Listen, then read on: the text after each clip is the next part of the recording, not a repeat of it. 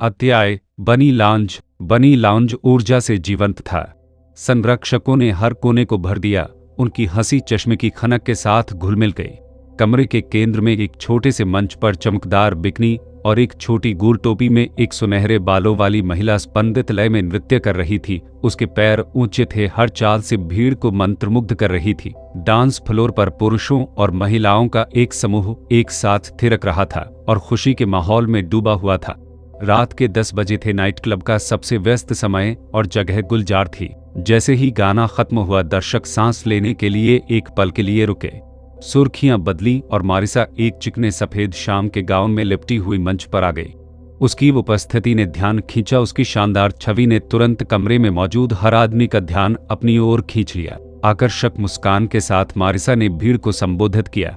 श्री विसलैंड के अनुरोध पर मैं सभी के लिए एक विशेष गीत प्रस्तुत करूंगा। उसकी आंखें चमक उठी जब वे दर्शकों में बैठे एक खूबसूरत आदमी स्वयं मिस्टर विसलैंड पर नजर गड़ाए हुए थी। भीड़ ने उसकी ओर देखते हुए उसका पीछा किया। ध्यान से अवगत होकर श्री विसलैंड ने विनम्रतापूर्वक सिर हिलाया। उनका आचरण संयमित और सज्जनतापूर्ण था। तालियों की गड़गड़ाहट गूंज उठी और पियानो वादक ने बजाना शुरू कर दिया। मारिसा की आवाज नरम और प्रेतवाधित कमरे को एक क्लासिक गाथा गीत से भर देती है, जिसमें उदासी का स्पर्श होता है।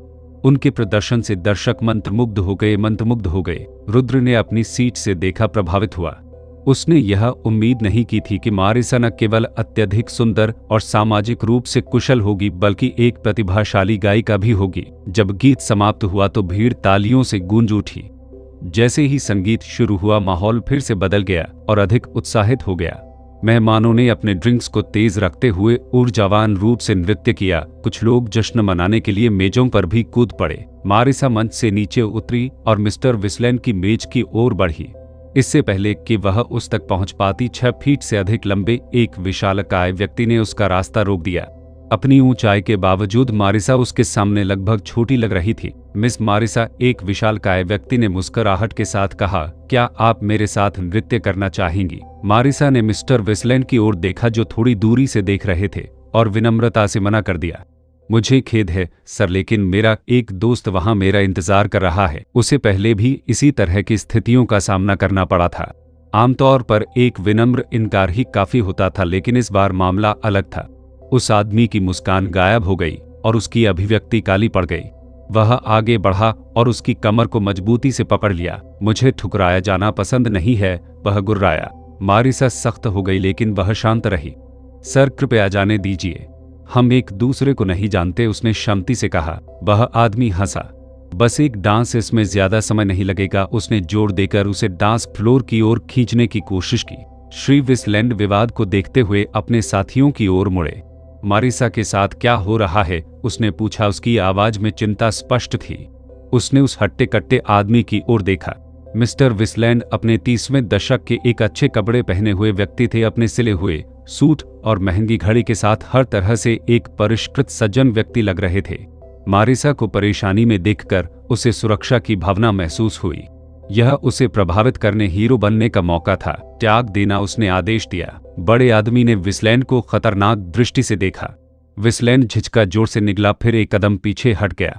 वह लड़ने झगड़ने वाला नहीं था, झगड़ने से ज्यादा सौदेबाजी करने का आदी था।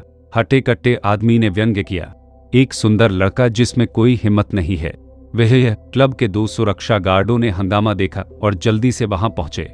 अरे मिस मारिसा को जाने दो, उनमें से एक चिल्लाया। बड़ा आदमी मुस्कुराया। उन्होंने चेतावनी दी, मेरा सुझाव है कि आप अपने काम से काम रखें। सुरक्षा गार्ड निडर थे। मुझे लगता है कि आप ही यहाँ परेशानी पैदा कर रहे हैं, एक ने मारिसा को छुड़ाने के लिए उस आदमी का हाथ पकड़ते हुए कहा। क्रोध से विशाल का चेहरा घूम गया। उसने अपनी मुट्ठी भींच ली और उसे सुरक्षा गार्ड पर जोर से घुमाया। मुक्का सीधा लगा, जिससे गार्ड बेहोश होकर जमीन पर गिर पड़ा। मेहमानों के बीच दहशत फैलते ही मारिसा चिल्लाने लगी। रुद्र ने अपने दोस्तों शॉन और रीड के साथ गड़बड़ी देखी और तेजी से उसकी ओर बढ़ गया। जैसे ही वे निकट आए, रीड, एक चौड़े कंधे वाला व्यक्ति ने हमलावर की ओर इशारा किया। अरे बेवकूफ, मारिसा को जाने दो और चीजें खराब होने से पहले बाहर निकल जाओ। इससे पहले कि वह अपनी बात समाप्त कर पाता, 4 या 5 आदमी पास की मेज से उठे और बड़े आदमी के पीछे खड़े हो गए। रुद्र की अंतर्ज्ञान जागृत हो गया। यह कोई आकस्मिक विवाद नहीं था, ये लोग यहाँ समस्याएं फैलाने आए थे। वह मोटा आदमी मुस्कुराया। नाम बड़ा इवान है, उन्होंने घोषणा की। मैं मारिसा के लिए यहाँ आया हूँ और उसके बिना जाने की मेरी कोई योजना नहीं है। हमेशा तत्पर रहने वाले रीड ने एक मुक्का मारा। एक अन्य व्यक्ति ने आगे बढ़कर रीड के प्रहार को अपने ही एक प्रहार से पूरा कर दिया। दोनों आपस में हाथापाई करने लगे, मेजों और कुर्सियों को खटखटाने लगे। कांच टूटने की आवाज से अव्यवस्था फैल गई। लड़ाई बढ़ने पर मेहमान चिल्लाने लगे और सुरक्षा के लिए हाथापाई करने लगे। बड़ा इवान जोर से हंसा। आओ लड़कों, आइए उन्हें दिखाएं कि बॉस कौन है। उसके कई आदमी आगे बढ़े। शॉन मुक्के से बचते हुए पीछे हट गया, जबकि 3 अन्य लोगों ने रुद्र को घेर लिया। रुद्र उनके हमलों को टालते हुए तेजी से आगे बढ़े। उसने पहले आदमी के चेहरे पर जोरदार प्रहार किया, जिससे वह दूर जा गिरा।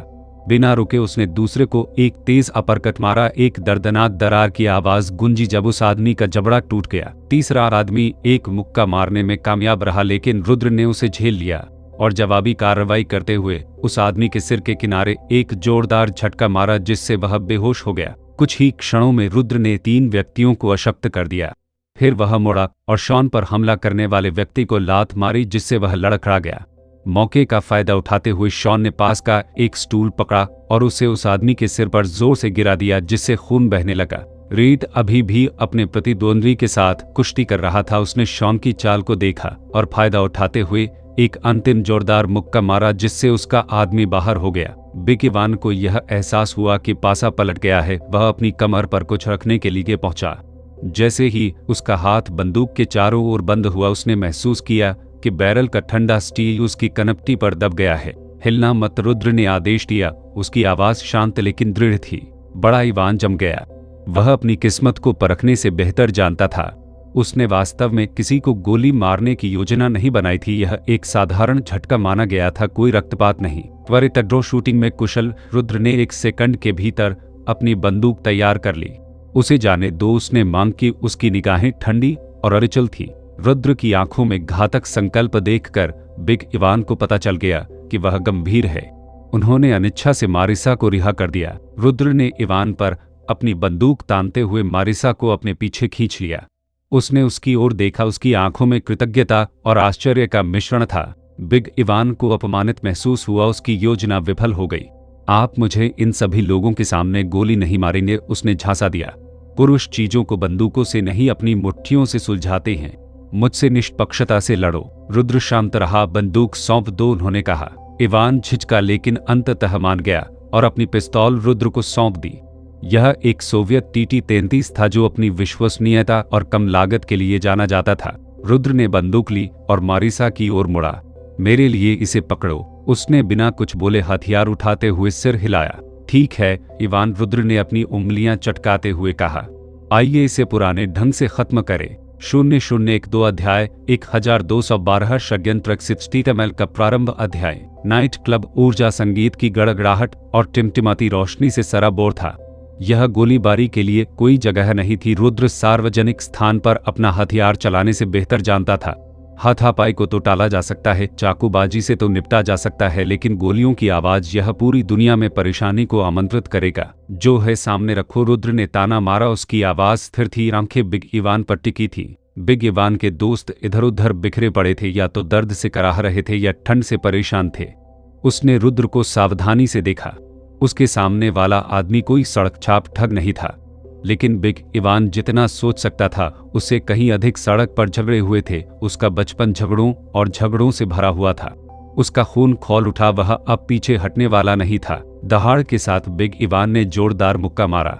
रुद्र ने इवान की पसलियों पर तेजी से वार करते हुए जवाबी कार्रवाई की। प्रभाव से इवान लड़खड़ा गया। उसका चेहरा दर्द से विकृत हो गया। उनके आसपास की भीड़ खुशी से झूम उठी। हिंसा से उत्तेजित होकर कुछ शराबी संरक्षक उन्हें उकसा रहे थे। दोनों लड़ाके आपस में मारपीट करते हुए आगे बढ़े। रुद्र को जबड़े पर चोट लगी। उसकी त्वचा फटने जैसी चुभन महसूस हुई, लेकिन उन्होंने अपना फोकस बनाए रखा। बिग इवान कोई शौकिया नहीं था। वह जानता था कि एक मुक्का कैसे मारना है और एक को कैसे खत्म करना है। वह रुद्र के प्रहारों को झेलने के लिए लगभग उत्सुक लग रहा था, बस अपने कुछ प्रहारों को झेलने के लिए। रुद्र ने मौका देखा। अब उसने सोचा इवान के जंगली झूले के नीचे छिपकर और इवान की ठुड्डी पर 2 जोरदार मुक्के मारे। बड़े आदमी का सिर पीछे की ओर झुक गया और वह लड़खड़ा गया। क्षण भर के लिए विचलित हो गया। लेकिन इवान का काम पूरा नहीं हुआ। गले से चिल्लाते हुए उसने रुद्र पर बाहें फैलाकर हमला किया। उसका लक्ष्य था कि वह उसे गले लगाकर समर्पण कर दे। रुद्र ने चाल का अनुमान लगाते हुए अपना वजन बदला और इवान को अपने कंधे पर पलटाने के लिए कुश्ती तकनीक का इस्तेमाल किया। टकरा जाना इवान का भारी शरीर बार से टकराया, जिससे बोतलें और गिलास उड़ गए। रुद्र ने फैसला किया कि अब इसे खत्म करने का समय आ गया है। वह स्टेक चाकू लेकर पास की मेज पर चला गया।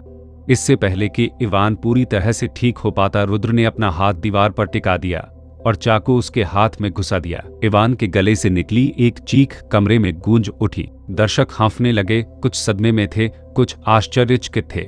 रुद्र का अंत नहीं हुआ था। उसने उसी मेज से एक कांटा उठाया और बिना किसी हिचकिचाहट के इवान का दूसरा हाथ दीवार पर टिका दिया। इवान का चेहरा दर्द से घूम गया। उसकी आंखें भय और क्रोध के मिश्रण से जल रही थी। अब भी रुद्र की आंखों में आग दिख रही थी, एक स्पष्ट संदेश कि यदि वह मुक्त हो गया तो रुद्र उसका पहला लक्ष्य होगा। रुद्र खड़ा होकर कमरे का निरीक्षण कर रहा था। भीड़ प्रशंसा और भय के मिश्रित भाव से देख रही थी। सीन, इन उपद्रवियों को पकड़ो और उन्हें वापस बाहर ले जाओ। रुद्र ने सीन को तुरंत सिर हिलाते हुए निर्देश दिया। शॉन और कुछ बाउंसर तेजी से आगे बढ़े, इवान के दल के हाथ और पैर बांध दिए और उन्हें क्लब के पीछे के निकास की ओर खींच लिया। बस थोड़ा सा उत्साह दोस्तों, रुद्र ने दर्शकों को बुलाया। मजा रोकने के लिए कुछ भी नहीं, चलो संगीत जारी रखें। बैंड ने संकेत को समझते हुए अपने वाद्य यंत्र उठाए और एक जोशीला जैज गाना शुरू किया। माहौल जल्द ही फिर से मौज मस्ती में बदल गया। लड़ाई पहले से ही संरक्षकों के लिए बताने के लिए एक और पागल कहानी बनकर रह गई। रुद्र अपने चेहरे पर ठंडा पानी छिड़कते हुए टॉयलेट की ओर चला गया। दर्पण में उसके प्रतिबिंब में कुछ कट और चोट के निशान दिखाई दे रहे थे, लेकिन कुछ भी गंभीर नहीं था। उनका शरीर जल्द ही ठीक हो जाएगा। उनका लचीलापन उनके सबसे अच्छे गुणों में से एक है। जैसे ही वह बाहर निकला, मारिसा पास आई। उसके होठों पर एक शर्मीली मुस्कान खेल रही थी। रुद्र, मैं तुम्हारी बंदूकें वापस ले आई, उसने 2 पिस्तौलें बढ़ाते हुए कहा। रुद्र ने उन्हें स्वीकार कर लिया, अपनी रिवॉल्वर को होस्टर में छिपा लिया और बिग इवान की पिस्तौल को अपने कमरबंद में डाल लिया। धन्यवाद, उन्होंने कहा। मारिसा की निगाहें उस पर टिक गईं। उसकी अभिव्यक्ति नरम थी। तुम वहां अद्भुत थे रुद्र, वह बुदबुदाया। मैं बहुत डरा हुआ था, मेरा दिल अभी भी तेजी से धड़क रहा है। उसने अपनी छाती पर हाथ रखा और लगभग अनजाने में ही उसकी नजर नीचे की ओर खींची। रुद्र, क्या तुम मुझे बाद में घर चलना पसंद करोगे? मैं थोड़ा हिल गई हूँ, उसने अचानक पूछा। मुझे पहले कुछ चीजें संभालनी है, रुद्र ने अपना स्वर तटस्थ रखते हुए उत्तर दिया। रूसी अभी भी पीछे बंधे हुए थे और उसे उत्तर की आवश्यकता थी। इसमें एक साधारण बार लड़ाई के अलावा और भी बहुत कुछ था। यह ठीक है, मारिसा ने मीठी मुस्कान के साथ कहा। मैं आपके लिए इंतजार करूंगा। रुद्र ने सिर हिलाया और होल्डिंग रूम की ओर चला गया, जहां बिग इवान और उसके दल को कैद किया गया था। वे लोग बंधे हुए थे और वश में थे, लेकिन इवान अपनी चोटों के बावजूद अभी भी उद्दंड दिख रहा था। इवान को अगले कमरे में लाओ, रुद्र ने आदेश दिया। एक बार बड़े आदमी के साथ अकेले रुद्र अंदर झुका। उसकी आवाज ठंडी थी। आपको पता होना चाहिए कि यह ऑस्ट्रियाई गिरोह का क्षेत्र है। आप परेशानी की तलाश में क्यों आए? इवान ने पीछे मुड़कर देखा। उसकी अभिव्यक्ति में दर्द और बहादुरी का मिश्रण था। बस थोड़ा सा मजा, उसने उदास होकर कहा, और अधिक कुछ नहीं। रुद्र ने इवान की अपनी पिस्तौल निकाली और जानबूझकर उसके पैर पर निशाना साधा। आप इस बंदूक को जानते हैं इवान? आप जानते हैं कि यह क्या कर सकती है? मैं आपसे फिर से पूछने जा रहा हूं, और यदि आप झूठ बोलेंगे तो मैं गोली मार दूंगा। आपको क्या लगता है कि आप कितने झूठ बोल सकते हैं? इवान झिम गया। बंदूक की नाल उसकी जांघ से कुछ इंच ऊपर थी। वह जानता था कि रुद्र झूठ नहीं बोल रहा था। तेने रुद्र की आवाज स्थिर थी, उसका लक्ष्य अटल था। इवान का साहस डगमगा गया। वह इस पर एक पैर भी खोने को तैयार नहीं था। ठीक है, इवान फूट फूट कर बोला। यह स्पेनिश गिरोह का सलाहकार बस्टीन था। वह हमारे पास आया और कहा कि अगर हमने यहाँ गड़बड़ी फैलाई तो हमें अच्छा इनाम मिलेगा। कैसा इनाम? रुद्र ने दबाव डाला। इवान ने स्वीकार किया। हम उनसे जो कोक खरीदते हैं उस पर छूट, 20% की छूट। क्या इसमें कोई और भी शामिल है? रुद्र ने पूछा। मैं नहीं जानता, मैं बस इतना ही जानता हूँ, मैं कसम खाता हूँ, इवान ने अपनी आवाज में हताशा के साथ कहा। रुद्र ने बस्टीन की यात्रा के विवरण को जोड़ते हुए उससे और पूछताछ की। पूरी बात से एक छोटी सी प्रतिद्वंद्विता से अधिक की गंध आ रही थी। खेल में कुछ गहरा था और रुद्र का पता लगाने का इरादा था। उसे वापस ले जाओ, रुद्र ने रीड से कहा, और सुनिश्चित करें कि उसके घावों का इलाज किया जाए। हमें उसे कुछ और समय तक जीवित रहने की आवश्यकता हो सकती है। समझ गया, रीड ने इवान को दूर खींचते हुए उत्तर दिया। रुद्र ऊपर प्रबंधक के कार्यालय की ओर गया और अपने बॉस का नंबर डायल किया। कुछ घंटियों के बाद ऑस्ट्रियाई गिरोह के नेता फ्रेड ने उत्तर दिया। फ्रेड, यह रुद्र है, उसने अपना लहजा सीधा रखते हुए कहा। क्या हो रहा है रुद्र? फ्रेड ने पूछा। अपनी बार में हमें कुछ परेशानी हुई। बिग इवान के नेतृत्व में रूसी, उन्होंने कबूल किया कि उन्हें बर्स्टीन ने स्पेनिश गिरोह से चीजों को उत्तेजित करने के लिए भेजा था। मुझे नहीं लगता कि यह सिर्फ क्षेत्र के बारे में है, मुझे लगता है कि वे कुछ बड़ी योजना बना रहे हैं। फ्रेड एक पल के लिए चुप रहा, फिर बोला, अच्छा काम रुद्र, मैं इस पर सोचूंगा, होशियार रहो। रुद्र ने फोन रख दिया और पिछवाड़े में लौट आया। रूसी गिरोह के सदस्य अब जाग चुके थे और घबराहट से उसे देख रहे थे। वह उन्हें सीधे तौर पर नहीं मार सकता था, इससे बहुत अधिक गर्मी पैदा होगी, यहाँ तक कि युद्ध के बाद की दुनिया में भी, जहाँ चीजें अभी भी अराजक थी। लेकिन वह कुछ समय के लिए उनके जीवन को दुखदायी बना सकता है। उन्हें पुराने तहखाने में बंद कर दो, रुद्र ने निर्देश दिया। 3 दिन तक न खाना न पानी, फिर उन्हें जाने दो। रूसियों ने विरोध किया, लेकिन रुद्र ने जमीन में गोली मारकर उन्हें चुप करा दिया। बंदूक की तेज आवाज ने उन्हें तेजी से चुप करा दिया। इस बात का ध्यान रखते हुए रुद्र वापस नाइट क्लब में चला गया। अब सुबह हो चुकी थी और उसने मान लिया कि मारिसा घर चली गई है, लेकिन उसे आश्चर्य हुआ, वह अभी भी वही थी, धैर्यपूर्वक प्रतीक्षा कर रही थी। तुम अभी भी यहाँ हो? उसने आश्चर्यचकित होकर पूछा। मैंने तुमसे कहा था मुझे अकेले घर जाने में डर लगता है, उसने जवाब दिया। उसकी आंखें चौड़ी और ईमानदार थी। रुद्र ने आह भरते हुए हल्का सा सिर हिलाया। ठीक है, चलो तुम्हें घर ले चलो। 001-3 अध्याय 1313 शूट आउट एक्सिट का प्रारंभ। अध्याय। दिसंबर में लॉस एंजलिस में बरसात के मौसम की शुरुआत हुई। हल्की बूंदाबांदी हुई ही थी कि मारिसा और रुद्र हालचाल भरे नाइट क्लब से बाहर निकल आए। रात की हवा नम थी और उसमें ठंडी धार थी। मारिसा ने सहजता से थोड़ा कांपते हुए अपनी बाहें अपने चारों ओर खींच लीं। तभी रुद्र ने अपना सूट जैकेट उसके कंधों पर डाला। कपड़े से एक आरामदायक गर्माहट फैल रही थी। जैकेट अभी भी उसके शरीर की गर्मी को दूर कर रहा था। मारिसा ने रुद्र की ओर देखा। उसका कठोर चेहरा, मजबूत नाक, तीखे तराशे हुए नैननक्श और गहरी आंखें थी। वह ऐसा नहीं था जिसे कोई परंपरागत रूप से सुंदर कह सके, लेकिन उसमें एक कठोर आकर्षण था, एक प्रकार का मर्दाना आकर्षण जिसे नजरअंदाज करना मुश्किल था। वे कार में बैठे और रुद्र पार्किंग स्थल से बाहर चला गया। जैसे ही वे सड़क पर चल रहे थे, मारिसा ने अपने हैंडबैग को खंगाला और एक चांदी का सिगरेट का डिब्बा निकाला। उसने उसमें से एक सिगरेट ली, उसे अपने होठों के बीच रखा और अपने लाइटर के झटके से उसे जलाया। उसने एक कश खींचा और फिर रुद्र को सिगरेट ऑफर की। रुद्र ने उसकी ओर देखा और बिना किसी हिचकिचाहट के कश लेते हुए इसे स्वीकार कर लिया। क्या आपके चेहरे पर अब भी दर्द होता है? मारिसा ने पूछा। उसकी आंखें उसके गाल पर ताजा चोटों और घावों पर टिकी थी। इससे पहले बिग इवान के साथ हुए विवाद के दौरान रुद्र ने चेहरे पर कुछ मुक्के मारे थे, जिसके परिणाम स्वरूप खरोंचे और सूजन दिखाई दे रही थी। उन्होंने लापरवाही से जवाब दिया, यह कोई बड़ी बात नहीं है, मैं कल तक ठीक हो जाऊंगा। आप काफी लड़ाकू हैं, मारिसा ने टिप्पणी की। उसके स्वर में प्रशंसा का संकेत था। और आपकी गायन आवाज बहुत सुंदर है। क्या आपने कभी प्रशिक्षण लिया है? सवाल सुनकर उसका चेहरा खिल उठा। उसकी रुचि बढ़ गई। वह रुद्र की ओर देखने के लिए थोड़ा मुड़ी। उसकी अभिव्यक्ति विचारपूर्ण थी। मैंने हमेशा हॉलीवुड में एक स्टार बनने का सपना देखा है। मैं एक मॉडलिंग एजेंसी में शामिल हो गया, अभिनय कक्षाएं ली और गायन संगीत में प्रशिक्षण लिया। दुर्भाग्य से मेरे अभिनय शिक्षक ने मुझे बताया कि मेरे पास इसके लिए बहुत अधिक प्राकृतिक प्रतिभा नहीं है, लेकिन उन्होंने कहा कि मेरे पास गायन में क्षमता है।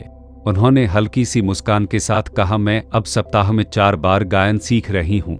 इसमें बहुत खर्च होता है, लेकिन मुझे लगता है कि यह इसके लायक है। उनकी बातचीत तब तक चलती रही जब तक रुद्र मारिसा के घर के सामने नहीं आ गया, जो एक साधारण 2 मंजिला इमारत थी। मारिसा बाहर निकली और ड्राइवर की तरफ वाली खिड़की के पास पहुंची। शुभ रात्रि, रुद्र ने सिर हिलाते हुए कहा, लेकिन मारिसा ने शुभ रात्रि नहीं कहा। उसने उसके गाल पर लगे कटों को देखा। उसकी अभिव्यक्ति नरम हो गई। क्या आप अंदर आना चाहेंगे? मैं उन घावों को साफ करने में आपकी मदद कर सकता हूँ, उन्होंने जवाब दिया। मैं थोपना नहीं चाहता, यह कोई परेशानी की बात नहीं है, मैं अकेली रहती हूँ, उसने उसे आश्वस्त किया। रुद्र ने कार सड़क के किनारे खड़ी की और वे एक साथ ऊपर चले गए। अंदर दूसरी मंजिल की खिड़की से आने वाली रोशनी नीचे सड़क पर हल्की सी चमक बिखेर रही थी। पतले पर्दों के माध्यम से उनकी छाया देखी जा सकती थी। महिला ध्यान से पुरुष के घावों की देखभाल कर रही थी। उनके बीच गर्मजोशी की एक झिलमिलाहट गुजरी। कुछ ही देर बाद ऊपर से हल्की हल्की आवाजें आने लगी। अगली सुबह सूरज की रोशनी की पहली किरणें कमरे में छनकर मैरिसा के सुनहरे बालों पर गर्म चमक बिखेर रही थी। वह उठी तो उसने देखा कि बिस्तर का दूसरा हिस्सा खाली है। निराशा की हल्की सी टीस उसे सताने लगी। जैसे ही वह बैठी चादरें खिसक गईं, जिससे उसके सुंदर आकार दिखने लगे। 23 साल की उम्र में वह अपने चरम पर थी, अपनी जवानी और सुंदरता के चरम पर थी। वह दर्पण में अपना प्रतिबिंब देखते हुए नंगे पैर बाथरूम की ओर चले। उसकी नजर एक कुर्सी पर लिपटी पैंट की जोड़ी पर पड़ी और पिछली रात की तीव्रता की यादें ताजा हो गईं। उसके होठों पर एक फीकी मुस्कान घूम गई। रुद्र आश्चर्यजनक रूप से सौम्य लेकिन अविश्वसनीय रूप से मजबूत था, जिसने उसे एक ऐसा अनुभव दिया जिससे वह संतुष्ट भी हुई और अधिक की लालसा करने लगी।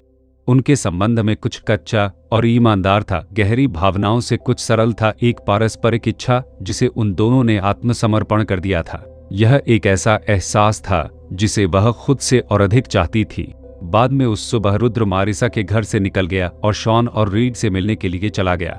जैसे ही उन्होंने उसे देखा, वे मुस्कुराहट के साथ मुस्कुराते हुए तेजी से आगे बढ़े। बॉस, क्या आपने मारिसा में रात बिताई? शॉन ने आंखों में चिढ़ाने वाली चमक के साथ पूछा। रीड ने भी गपशप के संकेतों की तलाश में उसे उत्सुकता से देखा। रुद्र ने लापरवाही से सिर हिलाया। हाँ, बहुत खूब, दोनों ने एक स्वर में कहा। शॉन ने मुस्कुराते हुए कहा, यह प्रभावशाली है बॉस। पिछली रात जिस तरह से आपने उसे बचाया, उसने निश्चित रूप से एक प्रभाव डाला। हाँ, वह एक वास्तविक सुंदरता है। बस इसके बारे में सोचने का मजा ही कुछ और है, रीड ने कहा। उसके चेहरे पर एक स्वप्निल अभिव्यक्ति थी। रुद्र ने अपनी आंखें घुमाईं और दोनों को सिर पर घुमा लिया। बकवास बंद करो, हम समय बर्बाद कर रहे हैं। चलो गोदाम में चलते हैं और सामान उठाते हैं। क्या तुमने सभी कागजी कार्रवाई पूरी कर ली? हाँ, हमें सब कुछ मिल गया, शॉन ने उत्तर दिया। वे तीनों उस गोदाम की ओर गए जहां तंबाकू और शराब का भंडारण किया गया था। ऐसा करने के आधे महीने के बाद रुद्र इन्वेंट्री को प्रबंधित करने, खातों की जांच करने और कागजी कार्रवाई को संभालने में माहिर हो गया था। जब वे अपना काम कर रहे थे तो उसने गिरोह के परिचित चेहरों के साथ सिर हिलाया। पिछले कुछ हफ्तों में रुद्र को संगठन के कई लोगों के बारे में भी पता चल गया था। एलेसेंड्रो, जो रुद्र के बगल के क्षेत्र का प्रबंधन करता था, हाथ में सिगरेट लेकर आया। अरे रुद्र, मैंने सुना है कि कल रात बनी बार में कुछ परेशानी हो गई थी। शब्द उनके दायरे में तेजी से घूमता है। हाँ, यह रूसी थे, रुद्र ने प्रस्तावित सिगरेट लेते हुए उत्तर दिया। वे रूसी एक छोटे समूह के हैं, लेकिन वे हमारे क्षेत्र में परेशानी पैदा करने के लिए काफी साहसी हैं। तो आपने उन्हें कैसे संभाला? एलेसेंड्रो ने पूछताछ की। उन्हें तहखाने में बंद कर दिया। 3 दिनों तक कोई भोजन या पानी नहीं, रुद्र ने मुस्कुराते हुए कहा। एलेसेंड्रो दिल से मुस्कुराया। अच्छा काल, उन्हें ऐसा सबक सिखाएं जिसे वे नहीं भूलेंगे। एलेसेंड्रो ने अपना सामान पहले ही लोड कर लिया था और जब वह और उसके लोग चले गए तो अलविदा कह दिया। लेकिन जैसे ही वे उबड़ खाबड़ इलाके से निकल रहे थे, 2 ट्रक अचानक सामने आ गए, जिससे आगे की संकरी सड़क अवरुद्ध हो गई। आखिर क्या है? आखिर कौन इस तरह पार्क करता है? एलेसेंड्रो चिढ़कर भौंकने लगा। अमूर, जाकर देखूं क्या हो रहा है। अमूर जांच करने के लिए कार से बाहर निकला, लेकिन जैसे ही वह ट्रकों के पास पहुंचा, तिरपाल अचानक खुल गए, जिससे मशीन गनों से लैस लोग सामने आ गए। अमूर ठिठक गया, दहशत फैल गई, लेकिन इससे पहले कि वह प्रतिक्रिया कर पाता, गोलियों की बौछार शुरू हो गई, जिससे वह जहां खड़ा था वहीं ढेर हो गया। एलेसेंड्रो और उनके ड्राइवर को बमुश्किल अपनी बंदूकों तक पहुंचने का समय मिला, इससे पहले कि हमलावरों ने गोलीबारी शुरू कर दी, जिससे ट्रक की खिड़कियां टूट गईं और वाहन गोलियों से छलनी हो गया। फुटपाथ पर खून जमा हो गया। कुछ ही मिनटों में हमलावरों ने एलेसेंड्रो के ट्रक से शराब और सिगरेट चुरा ली, डायनामाइट की एक जलती हुई छड़ी कैब में फेंक दी और भाग गए। कुछ ही क्षण बाद सड़क पर एक गगनभेदी विस्फोट हुआ और एलेसेंड्रो का ट्रक आग की लपटों में घिर गया। इस बीच रुद्र ने अभी भी अपना सामान अपने ट्रक में लोड करना समाप्त किया था। कुल राशि 3620 थी। यह एक अच्छा संकेत है कि व्यापार बढ़ रहा है। जैसे ही वे गोदाम से बाहर निकले, रीड ने इत्मीनान से लगभग 20 या 30 मील प्रति घंटे की गति से गाड़ी चलाई। जल्द ही उन्होंने खुद को परित्यक्त कारखानों से भरी सड़क के एक सुनसान हिस्से पर पाया। अचानक उन्होंने देखा कि सामने सड़क पर एक ट्रक खड़ा है जो उनका रास्ता रोक रहा है। अरे वह बेवकूफ कौन है जो वहां गाड़ी खड़ी कर रहा है? रीड ने हताशा में हॉर्न पर झुकते हुए बुदबुदाया। लेकिन ट्रक टस से मस नहीं हुआ, बिल्कुल कोई हालचाल नहीं। भूल जा, मैं जाकर उन्हें हटा दूंगा, रीड ने दरवाजा खोलते हुए कहा। लेकिन तभी रुद्र को अचानक डर का झटका महसूस हुआ। उसके मन में एक सहज खतरे की घंटी बजी, खतरे का तीव्र आभास हुआ। इंतजार। रुद्र ने रीड की बाह पकड़ ली। बाहर मत निकलो, उल्टा करा। तभी क्या हो रहा है बॉस, रीड ने भ्रमित होकर पूछा।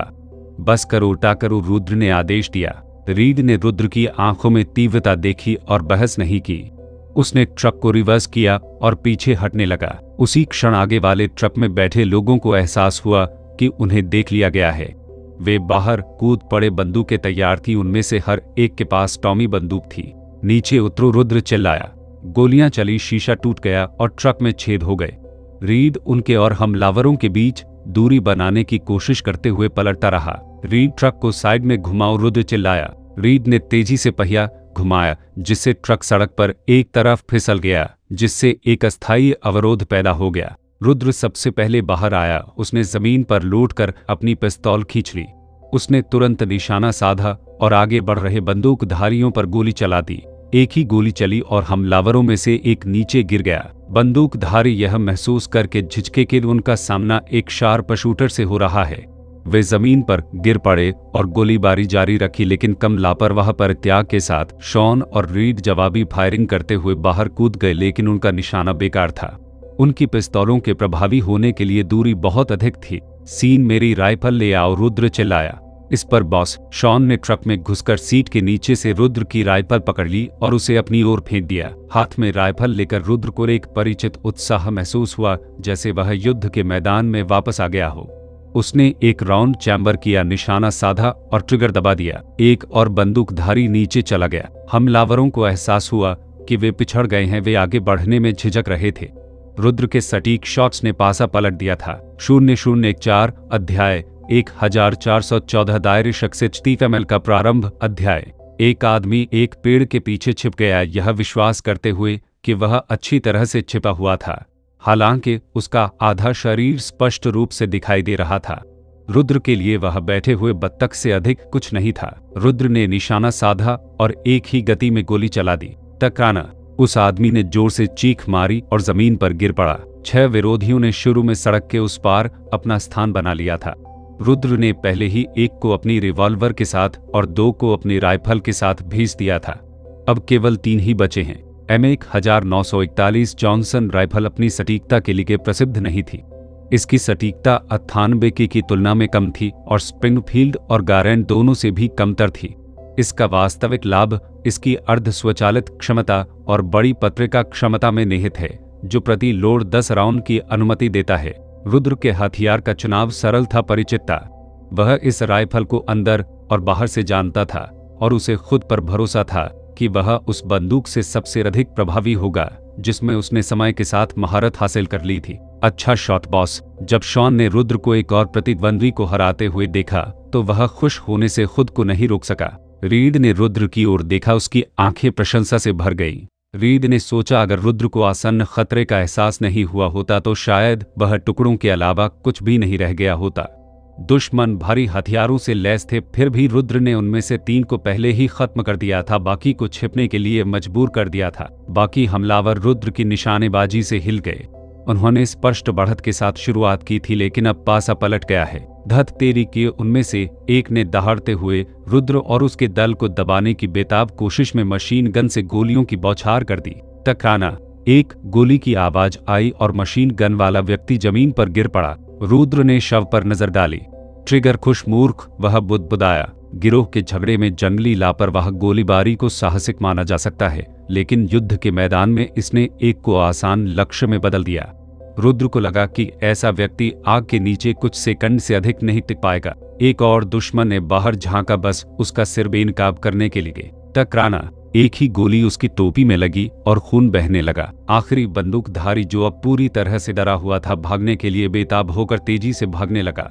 वह अभी कुछ मीटर ही आगे बढ़ पाया था कि एक बंदूक की गोली ने उसे जमीन पर गिरा दिया। गोलियों की आवाज बंद होते ही सन्नाटा छा गया। सड़क पर एक बार फिर शांति थी। चारों ओर बिखरे हुए 6 बेजान शवों को छोड़कर शॉन और रीड अभी भी अपनी सांसें थम रहे थे, झड़प की तीव्रता से स्पष्ट रूप से परेशान थे। बॉस, हमारा अगला कदम क्या है? शॉन ने पूछा। उसकी आवाज अभी भी कांप रही थी।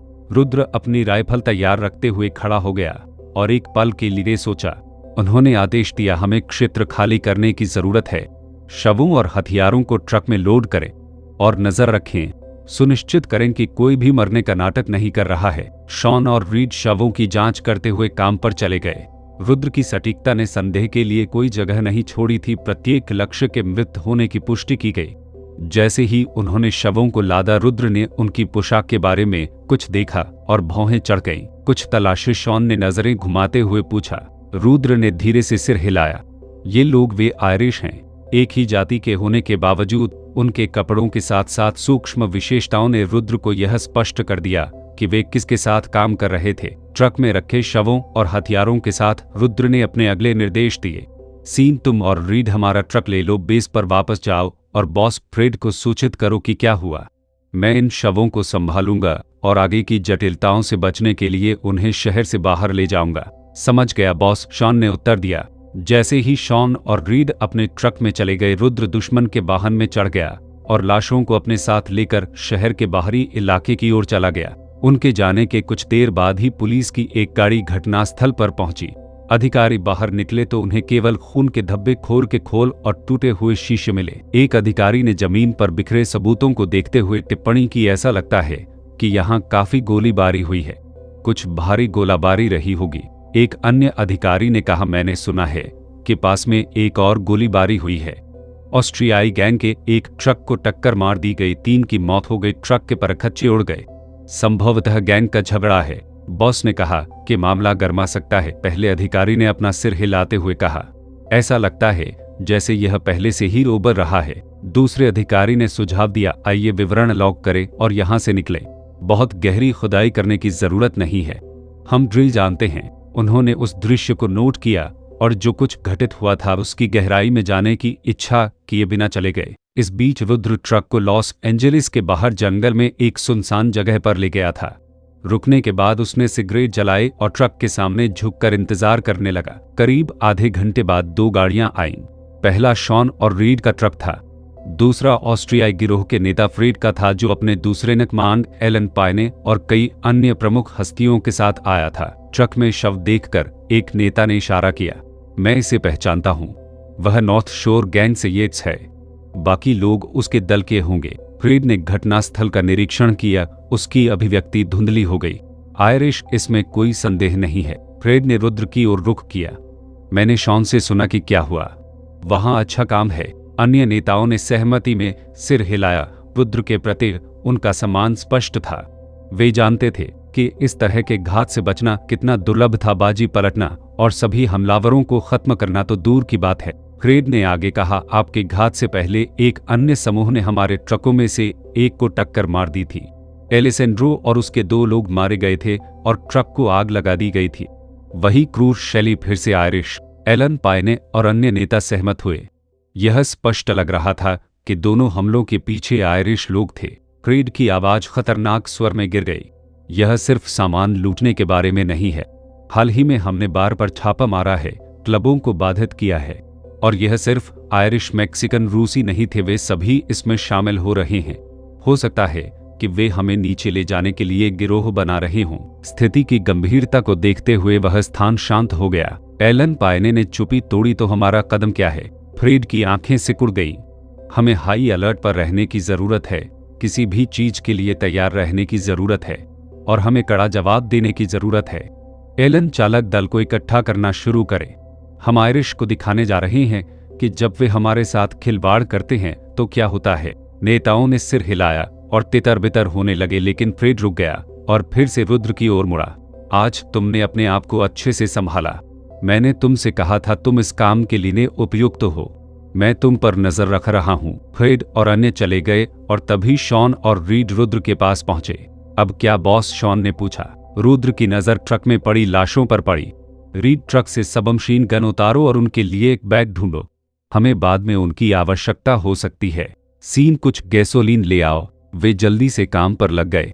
एक बार जब बंदूकें सुरक्षित हो गई और ट्रक गैसोलीन से भर गया तो रुद्र ने माचिस जलाई, अपनी सिगरेट सुलगाई और माचिस को ट्रक में डाल दिया। वाहन धू धू कर जलने लगा। रुद्र, शॉन और रीड वापस अपनी कार में चढ़ गए और जंगल से बाहर निकल गए। उनके पीछे आग धधक रही थी। 0015 अध्याय 1515 it's easy to start a war but hard to end it HTML की शुरुआत। अध्याय मार्टन एवेन्यू सीडर टैवर्न मधुशाला एक आयरिश स्वामित्व वाले प्रतिष्ठान शाम के लगभग 8 बजे गतिविधि से भरपूर थी। एक काली कार सड़क के किनारे रुकी। उसकी काली खिड़कियां मुश्किल से 2 बंदूकों के मुंह को छिपा रही थी। रटे-टट-टट अचानक हुई गोलीबारी से बार की खिड़कियां टूट गई और कांच के टुकड़े उड़ गए। गोलियों ने बार के अंदरूनी हिस्से को तोड़ दिया, अलमारियों पर रखी बोतलों को तोड़ दिया और छत में छेद कर दिया। गोलियों की घातक बारिश से बचने के लिए संरक्षकों के चिल्लाने और फर्श पर गिर जाने से दहशत फैल गई। जब अंततः गोलीबारी बंद हुई तो कार तेजी से आगे बढ़ गई, जिससे अफरातफरी मच गई। कुछ तनावपूर्ण क्षणों के बाद संरक्षकों ने सावधानी से अपना सिर उठाया, यह महसूस करते हुए कि खतरा टल गया है। वे घबराए हुए बार से बाहर निकल गए। Red velvet night club. हल्की बूंदाबांदी शुरू हो गई। सड़क पर पोखरों से नियान रोशनी प्रतिबिंबित हो रही थी, जिससे वातावरण में धुंधली चमक बढ़ गई। रेड वेलवेट नाइट क्लब पड़ोस का एक लोकप्रिय स्थान नॉर्थ शोर गैंग के नियंत्रण में था। उनके 3 सदस्य आराम से और हंसते हुए पास में छिपे खतरे से अनजान होकर क्लब से बाहर निकल गए। अचानक पास की एक कार से गहरे रंग के ट्रेंच कोट पहने लोगों का एक समूह निकला। नॉर्थ शोर के 3 सदस्यों को पकड़ लिया गया। वे सहजता से अपनी बंदूकों तक पहुंच गए, लेकिन हमलावर तेज थे। बैंग बैंग बैंग कई गोलियां चली और तीनों आदमी जमीन पर गिर पड़े। गीले फुटपाथ पर खून जमा हो गया। पीड़ितों में से एक डाल्टन 30 साल का था और उसने एक दिन पहले ही एलेसेंड्रो पर हमले का नेतृत्व किया था। वह क्लब में जश्न मनाने आया था, लेकिन उसकी मौज मस्ती की रात खून से लथपथ होकर खत्म हो गई। लॉस एंजल्स के बाहरी इलाके। उत्तरी बाहरी इलाके में एक फार्म था जो हर सप्ताहांत ग्रेहाउंड दौड़ की मेजबानी के लिए प्रसिद्ध था। आयरिश ने 100 से अधिक ग्रेहाउंड को रखते हुए ऑपरेशन चलाया। साप्ताहिक कारोबार पर्याप्त था। मुनाफा अक्सर $10,000 से अधिक होता था। नॉर्थ शोर गैंग के लिए एक महत्वपूर्ण आय स्रोत। हालांकि उस दिन आगंतुकों का स्वागत एक गंभीर दृश्य द्वारा किया गया। कई बेशकीमती ग्रेहाउंड मृत पड़े थे। प्रभारी व्यक्ति ने तुरंत गिरोह के नेता हिमी वीस को सूचित किया। गुस्से में वीस अपने डिप्टी बक्स मोरन के साथ घटनास्थल पर पहुंचे। कुत्तों के बेजान शरीरों को घूरते हुए वीस का गुस्सा उबल पड़ा। वह अपने पसंदीदा ब्लैक ग्रेहाउंड के बगल में झुका हुआ था, एक चैंपियन जिसने उसे कई दौड़ें जीती थी। धिकार है, लानत है, यह किसने किया? वह क्रोध से कांपती आवाज में चिल्लाया। प्रभारी व्यक्ति, जो स्पष्ट रूप से भयभीत दिख रहा था, ने उत्तर दिया, मुझे नहीं पता बॉस। जब मैं आज सुबह आया तो वे पहले से ही ऐसे थे। पता करो इसके पीछे कौन है, वीस चिल्लाया। जांच से पता चला कि किसी ने एक रात पहले कुत्ते के भोजन में जहर मिला दिया था, लेकिन अपराधी अज्ञात रहा। हालांकि अपराधी अज्ञात था, दोनों समूहों के बीच हाल के तनाव और झड़पों को देखते हुए वीस को अनुमान था यह संभवतः ऑस्ट्रियाई गिरोह था। मरे हुए कुत्तों को देखकर वीस को नुकसान का दंश महसूस हुआ। प्रत्येक ग्रेहाउंड का चयन सावधानीपूर्वक किया गया था और वित्तीय नुकसान काफी था, जिसमें कुल नुकसान $50,000 से $60,000 के बीच था। कुत्तों के बिना उसका रेसिंग व्यवसाय रुक जाएगा, जिससे और नुकसान होगा संभावित रूप से सैकड़ों हजारों डॉलर। आयरिश ने तुरंत जवाबी कार्रवाई की। अगले ही दिन उन्होंने शराब पहुंचाने वाले एक ऑस्ट्रियाई ट्रक पर घात लगाकर हमला कर दिया और अपनी बंदूकें उसमें उतार दी, क्योंकि वह एक बार के बाहर खड़ा था। गोलीबारी में 2 ऑस्ट्रियाई सदस्यों की मौत हो गई और ट्रक और बार खंडहर हो गए। उसी रात काले कोट पहने 7 या 8 लोगों ने आयरिश द्वारा संचालित एक भूमिगत कैसीनो पर धावा बोल दिया। पिस्तौल, बंदूक और मशीन गनों से लैस होकर वे गोलियों की बौछार करते हुए दरवाजों में घुस गए। प्रवेश द्वार पर मौजूद 3 गार्डों को तुरंत गोलियों से भून दिया गया और अपराधी अंदर भाग गए। रट्टा टाटा मशीन गनों की आवाज से कैसीनो भर गया और लोग चिल्लाने लगे और छिपने के लिए छिप गए। कुछ कैसीनो कर्मचारियों ने जवाबी कार्रवाई करने का प्रयास किया, लेकिन उन्हें तुरंत नीचे गिरा दिया गया। चिप्स काउंटर के पास नकदी के ढेर पर नजर गड़ाए बदमाशों ने एक कैशियर को दरवाजा खोलने के लिए मजबूर किया।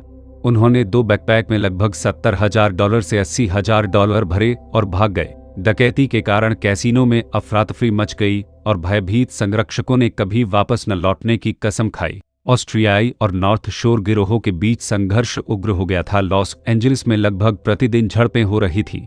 शहर में तनाव स्पष्ट था और लॉस एंजल्स टाइम्स जैसे स्थानीय समाचार पत्रों ने हालिया हिंसा पर बड़े पैमाने पर रिपोर्ट की, जो कि पनप रहे गिरोह युद्ध की ओर इशारा कर रहा था। लॉस एंजलिस के अंडरवर्ल्ड से परिचित एक बुजुर्ग व्यक्ति ने बुदबुदाते हुए कहा, यह मुझे 7 या 8 साल पहले के संघर्ष की याद दिलाता है जब ऑस्ट्रियाई गिरोह पहली बार आया था। तब भी ऐसा ही था, दैनिक गोलीबारी व्यवसाय नष्ट हो गए थे। शहर महीनों तक डर में था जब तक कि चीजें अंततः शांत नहीं हो गईं। उन्होंने आगे कहा, लेकिन अब इतने वर्षों की असहज शांति के बाद यह फिर से शुरू हो रहा है। कौन जानता है कि जब यह खत्म होगा तो लॉस एंजलिस कैसा दिखेगा? एक युवक ने पूछा, पुलिस कुछ क्यों नहीं करती? वे कभी भी ऐसा करते हैं। वे निशानेबाजों को गिरफ्तार करते हैं, लेकिन यह सिर्फ बाल्टी में एक बूंद है। वे केवल व्यक्तियों पर मुकदमा चला सकते हैं, पूरे गिरोह को खत्म नहीं कर सकते। और स्पष्ट रूप से गिरोह जेल से डरते नहीं हैं। वास्तव में गिरोह को इधर उधर रखने से स्थानीय अधिकारियों को फायदा होता है। यह कैसा रहा? युवक ने पूछताछ की। बूढ़े व्यक्ति ने हंसते हुए कहा, वे अपराध रिपोर्ट का उपयोग नगर परिषद से अधिक फंडिंग, बेहतर उपकरण और अधिक अधिकारियों के लिए अनुरोध करने के लिए करते हैं। जहां अराजकता है वहां लाभ है। यह दुनिया का तरीका है बच्चे। राजनेता इस खेल को बहुत अच्छी तरह से जानते हैं। इस बीच पर्दे के पीछे से तार खींचने वाली एक छायादार शख्सियत दानी ने 18वीं मंजिल पर अपने कार्यालय से फैलती अराजकता को देखा। जब वह खिड़की से बाहर शहर को देख रहा था तो सिगरेट का धुआं उसके सिर के चारों ओर घूम रहा था। उसके होठों पर एक संतुष्ट मुस्कान थी। उसने ऑस्ट्रियाई गिरोह के खिलाफ हमलों की एक श्रृंखला में आयरिश को उकसाकर इस संघर्ष को अंजाम दिया था। जब इनमें से एक हमला विफल हो गया तो ऑस्ट्रियाई लोगों ने जवाबी कार्रवाई की, जिससे कलह की आग और भड़क गई। दानी को पता था कि एक बार नफरत ने जड़ें जमा ली तो इसे उखाड़ना लगभग असंभव है। अपने सलाहकार बस्टीन की ओर मुड़ते हुए दानी ने दावा किया, एक बार जब नफरत बढ़ने लगती है तो इसे रोकना कठिन काम है। आयरिश और ऑस्ट्रियाई लोग अब बदला लेने के चक्र में बंद हैं। भले ही उन्हें एहसास हो कि यह एक जाल है, वे पीछे नहीं हट सकते। कमजोरी अधिक परेशानी को आमंत्रित करती है। वह उदास होकर हंसा। अंत में वे तब तक लड़ते रहेंगे जब तक कि उनमें से एक गिर न जाए, और जब ऐसा होता है तो उत्तरजीवी इतना कमजोर हो जाएगा कि वह हमसे बच नहीं पाएगा। तभी हम आगे बढ़ेंगे और लॉस एंजलिस पर कब्जा कर लेंगे। वह हंसा। यह आवाज शांत कार्यालय में गूंज रही थी, जो अभी होने वाली हिंसा की एक भयावह शुरुआत थी। 0016 अध्याय 1616 स्थापनाएं गैंगएक्सिट का प्रारंभ अध्याय। पिछले कुछ दिनों में ऑस्ट्रियाई और आयरिश गिरोहों के बीच संघर्ष की तीव्र क्रूरता रुद्र को महसूस हुई। दैनिक डिलीवरी मुख्य युद्ध का मैदान बन गई थी, जिसमें दोनों गुट नियंत्रण के लिए प्रतिस्पर्धा कर रहे थे। अब रुद्र केवल 3 लोगों तक सीमित रह गया था। शॉन और राइडर अपने कर्तव्यों में विश्वसनीय थे, लेकिन उनका युद्ध कौशल औसत दर्जे का था। अगर कोई और हमला होता तो रुद्र जानता था कि उसे इसे अकेले ही संभालना होगा। पिछले 2 दिनों से रुद्र कुछ अतिरिक्त सैनिकों को खोजने के विचार पर विचार कर रहा था, ऐसे लड़ाके जो वास्तव में झड़प में अपनी पकड़ बना सके। कुछ दिन हो गए थे जब उसने आखिरी बार वीर को देखा था। अपनी सुबह की डिलीवरी खत्म करने के बाद रुद्र ने मर्फी क्लिनिक में वीर से मिलने का फैसला किया। वह बिना खटखटाए वार्ड में चला गया, लेकिन जैसे ही उसने दरवाजा खोला उसे एक अप्रत्याशित दृश्य दिखाई दिया। वीर वापस अस्पताल के बिस्तर पर लेट गया, आंखें बंद कर ली। उसके चेहरे पर एक आनंदमय मुस्कान फैल गई। उसके ऊपर ओढ़ी हुई रजाई के बीच में ध्यान देने योग्य उभार था। बिस्तर के किनारे से उभरे हुए पैरों की एक जोड़ी सफेद नर्स की पोशाक और मांस के रंग के मोजे पहने हुए थी, जबकि बाकी व्यक्ति रजाई के नीचे छिपा हुआ था। रुद्र ने जोर से अपना गला साफ किया। वीर की आंखें खुल गईं। रजाई के नीचे की हलचल अचानक बंद हो गई और एक महिला उभरकर रुद्र की ओर देखने लगी। जब उसे एहसास हुआ कि वह अस्पताल का स्टाफ नहीं है तो उसे राहत महसूस हुई। उसने जल्दी से अपने बिखरे हुए बालों को ठीक किया और बड़बड़ाते हुए कहा, मैं बस उसे साफ कर रही थी, तुम दोनों मिल जाओ, मैं आज दोपहर बाद वापस आऊंगी। उसने लापरवाही से दिखने की कोशिश करते हुए कहा, बाद में मिलते हैं। वीर ने मुस्कुराते हुए उत्तर दिया। एक बार जब वह चली गई तो रुद्र चिढ़ने से खुद को नहीं रोक सका। लगता है कि तुम ठीक हो रही हो, ऊर्जा से भरपूर मैं देख रहा हूँ। वीर हंसा। उसका नाम मोनिका है। वह यहाँ एक नर्स है। वह बहुत चौकस है। वास्तव में चौकस, रुद्र ने मुस्कुराते हुए टिप्पणी की। हल्के फुल्के मजाक के बाद रुद्र के मन में चल रहे गंभीर विषय की ओर ध्यान आया। वीर, क्या तुमने ऑस्ट्रियाई गिरोह और आयरिश के बीच हाल ही में हुई झड़पों के बारे में सुना है? हाँ, यह सभी अखबारों में है, वीर ने उत्तर दिया। रुद्र ने सिर हिलाया। उसकी अभिव्यक्ति और अधिक गंभीर हो गई। चूंकि पिछली बार हम पर हमला हुआ था, मैं सोच रहा हूं कि हम शॉर्ट हैंडेड हैं। वहां हालात गर्म हो रहे हैं और यह और अधिक खतरनाक होता जा रहा है। हमें और अधिक जनशक्ति की जरूरत है, ऐसे लोग जो वास्तव में लड़ सकें। वीर उत्सुक होकर आगे की ओर झुक गया। क्या आपके मन में कोई है? रुद्र ने सुझाव दिया। सीन और राइडर अपना काम अच्छी तरह से करते हैं, लेकिन वे लड़ाकू नहीं हैं। मुझे लगता है कि हमें कुछ अनुभवी लोगों की तलाश करनी चाहिए, हमारे जैसे लोग जो खुद को संभालना जानते हैं। वीर ने एक पल के लिए इस पर विचार किया। तुम्हारे मन में कौन है? मैं अपने कुछ पुराने साथियों तक पहुंच सकता हूं और क्लिनिक में मदद करते समय मैं कई लोगों से मिला हूं।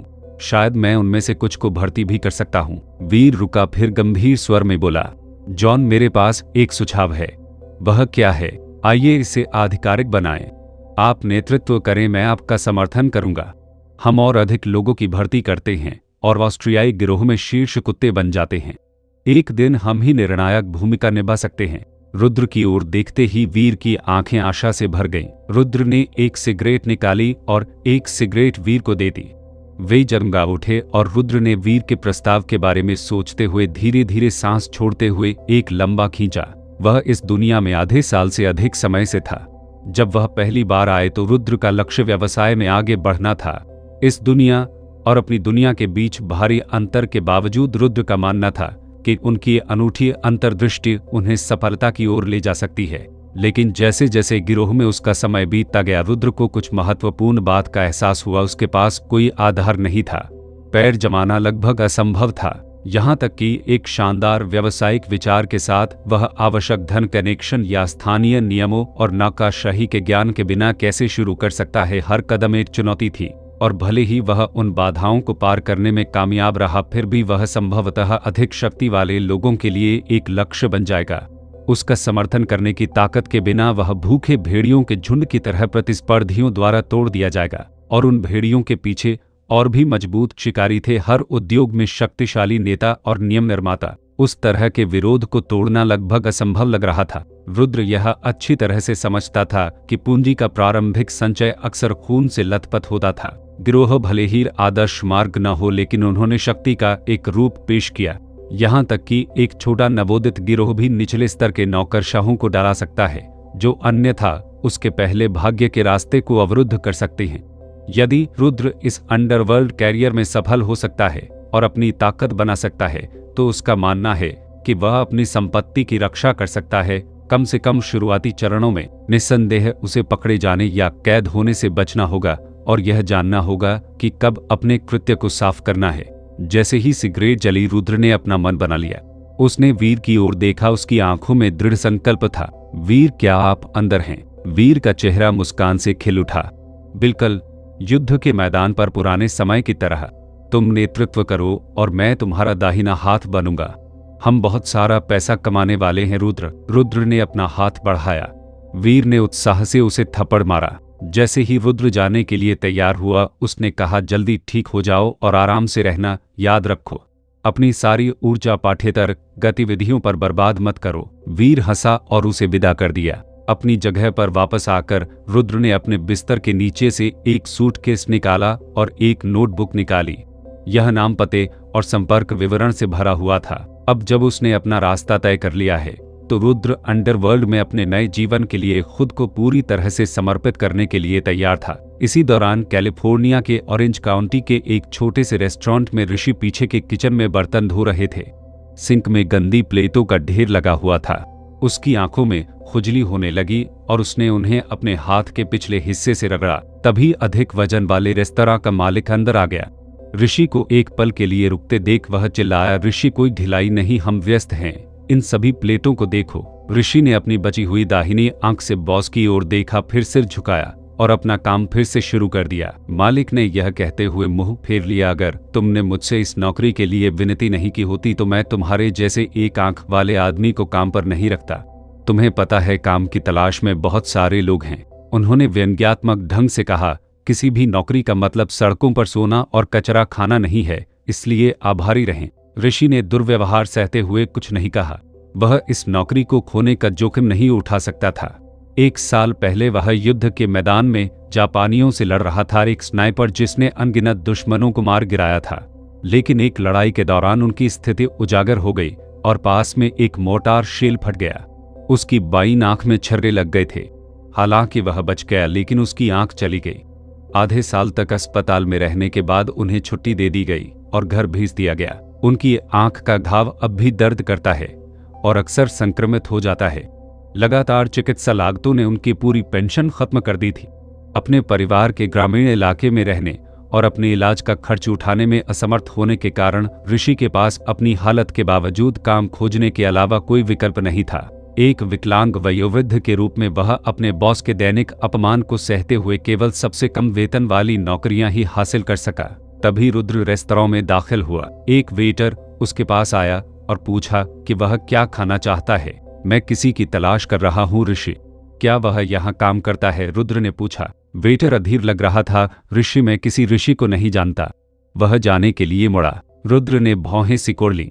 वह पहले ऋषि के घर गए थे और उनके परिवार ने उन्हें बताया था कि ऋषि यहाँ काम करते थे। वेटर अनजान क्यों बन रहा था? वही वह लड़का है जिसकी आंख में चोट लगी है, रुद्र ने स्पष्ट किया। वेटर का हाव भाव बदल गया। ओह, आपका मतलब वनाई है। ठीक है, वह पीछे बर्तन धो रहा है। उपनाम वनाई सम्मानजनक नहीं था। ऐसा लग रहा था कि ऋषि को यहाँ उतना सम्मान नहीं मिला। क्या आप उसे मेरे लिए बुला सकते हैं? बस उसे बताएं कि एक पुराना दोस्त उससे मिलना चाहता है। रुद्र ने वेटर को $2 की टिप देते हुए कहा। वेटर का आचरण तुरंत उज्ज्वल हो गया। जरूर, मैं उसे तुरंत ले आऊंगा। 0017 अध्याय 1717 Richard soldier life after a war 60 कमेल की शुरुआत। अध्याय। कोई मुझे ढूंढ रहा है, यह कौन है? ऋषि अचंभित रह गए।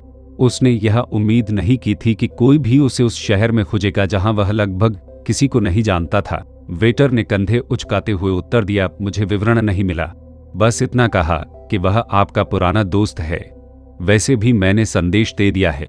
वह अपनी एड़ी पर मुड़ा और चला गया और ऋषि के पास उत्तर से अधिक प्रश्न रह गए। ऋषि ने अपने हाथ धोए अपना दुपट्टा हटाया और सामने वाले हॉल में चले गए। जैसे ही वह अंदर गया, उसकी नजर एक जाने पहचाने चेहरे पर पड़ी और उसके सीने में भावनाओं का ज्वार उमड़ पड़ा। रुद्र, मुझे विश्वास नहीं हो रहा कि यह तुम हो, वह बुदबुदाया। उसकी अकेली आंख पर धुंध छाई हुई थी। रुद्र मुस्कुराया और ऋषि को कसकर गले लगा लिया। दोनों व्यक्तियों ने वर्षों तक एक ही टीम में कंधे से कंधा मिलाकर एक साथ सेवा की थी। उन्होंने अनगिनत बार जीवन और मृत्यु की स्थितियों का सामना किया था। ऋषि की गंभीर चोट और सेना से जल्दी सेवानिवृत्ति के बाद 1 वर्ष से अधिक समय तक उनका आपस में संपर्क टूट गया था। क्या आप? रुद्र ने पूछा। उसका स्वर वास्तविक चिंता से भरा था। ऋषि ने जोर से आह भरी। जैसा कि आप देख सकते हैं, मैं इधर उधर घूम रहा हूँ, एक आंख से अंधा और बिना किसी वास्तविक कौशल के। यह सबसे अच्छी नौकरी है जो मुझे मिल सकती है। रुद्र की अभिव्यक्ति गंभीर हो गई। ऋषि, मेरे साथ काम करके तुम्हें कैसा लगेगा? ऋषि ने भौहें ऊपर उठाईं।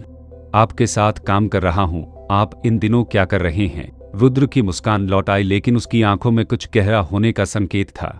मैं अब ऑस्ट्रियाई लोगों के साथ हूं, लॉस एंजलिस में एक गिरोह। ऋषि ने आश्चर्य से आंखें झपकाईं। अब आप एक गिरोह के साथ भाग रहे हैं? रुद्र ने हल्का सा सिर हिलाया। वीर मुझे अंदर ले आया। तुम्हें वीर याद है ना? वीर भी खेल में हैं, ऋषि ने अविश्वास से सिर हिलाते हुए कहा। रुद्र झुककर समझाने लगा। छुट्टी मिलने के बाद मैं सैन डिएगो में बारटेंडर के रूप में काम करने लगा, क्योंकि मुझे इससे बेहतर कुछ नहीं मिला। एक रात किसी आदमी ने एक वेट्रेस के साथ गड़बड़ करने की कोशिश की और मैंने उसे खो दिया। उसे बहुत बुरी तरह पीटा। अंत में कुछ समय के लिए जेल जाना पड़ा। कठिन दिनों को याद करते हुए वह रुके।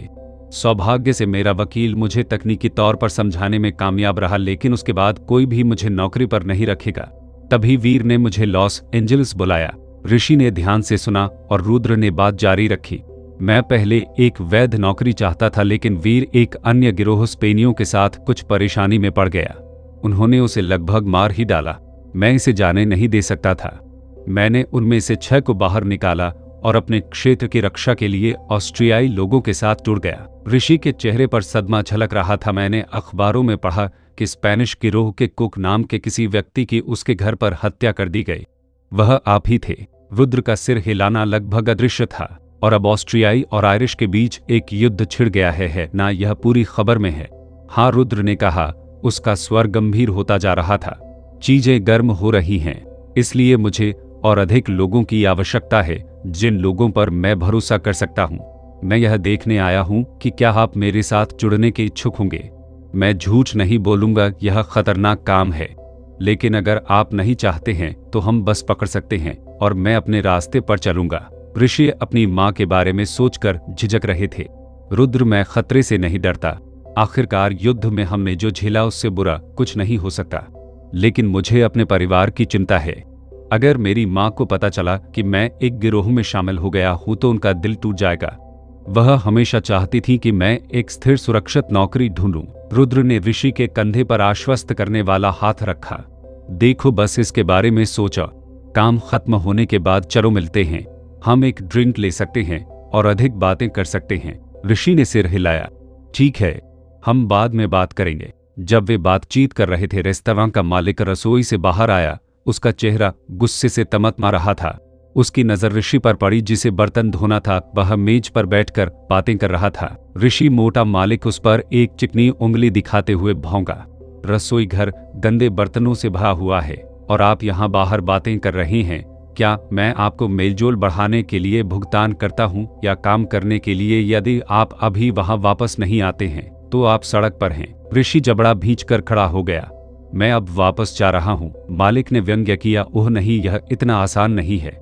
आप इस स्टंट के लिए 2 दिन का वेतन खो रहे हैं। मेरे नियम। ऋषि की अल्प मजदूरी से मुश्किल से उनकी बुनियादी जरूरतें पूरी होती थीं। $120 प्रति माह। किराया, भोजन, चिकित्सा बिल और अपने परिवार को पैसे भेजने के बाद शायद ही कुछ बचा था।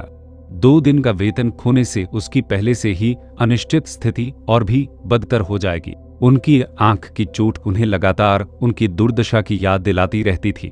सीना की आधी धूरी सर्जरी के कारण उनमें लगातार सूजन बनी हुई थी और उन्हें निरंतर उपचार की आवश्यकता थी। एक अधिक प्रभावी सर्जरी या यहाँ तक कि एक कृत्रिम आंख भी उसकी संभावनाओं में सुधार कर सकती थी, लेकिन दोनों ही उसकी वित्तीय पहुंच से काफी परे थे। ऋषि की हताशा सतह के ठीक नीचे उबल रही थी। आज रुद्र ने उसे एक रास्ता दिया था, अपनी परिस्थितियों को बदलने का मौका, भले ही इसके लिए उसे ऐसा जीवन अपनाना पड़े जो उसकी मां को पसंद न हो। मालिक ने उसे डांटना जारी रखा और उसे उसके टूटने के बिंदु के करीब धकेल दिया। ऋषि ने रुद्र की ओर देखा और अचानक अपना मन बना लिया। मैंने अपना मन बदल लिया है रुद्र। ऋषि के संकल्प में बदलाव को महसूस करते हुए रुद्र मुस्कुराया। यह सुनकर खुश हुई। उस पल रुद्र के मन में क्रोधित मालिक के प्रति कृतज्ञता की भावना उमड़ पड़ी। अगर उस आदमी ने ऋषि को इतनी जोर से धक्का न दिया होता तो शायद वह इतनी जल्दी सहमत न होता। मालिक परिवर्तन से बेखबर चिल्लाता रहा। ऋषि, मैं तुम्हें चेतावनी दे रहा हूँ, रसोई में वापस जाओ और हर बर्तन को साफ करो, और जब तुम उस पर हो तो पूरी जगह को साफ करो। पर्याप्त। ऋषि की आवाज शांत लेकिन दृढ़ थी। मालिक ने आश्चर्य से आंखें झपकाईं। क्या कहा आपने? मैंने कहा बस। ऋषि की अभिव्यक्ति फौलादी थी, स्वर ठंडा। मालिक का चेहरा गुस्से से लाल हो गया।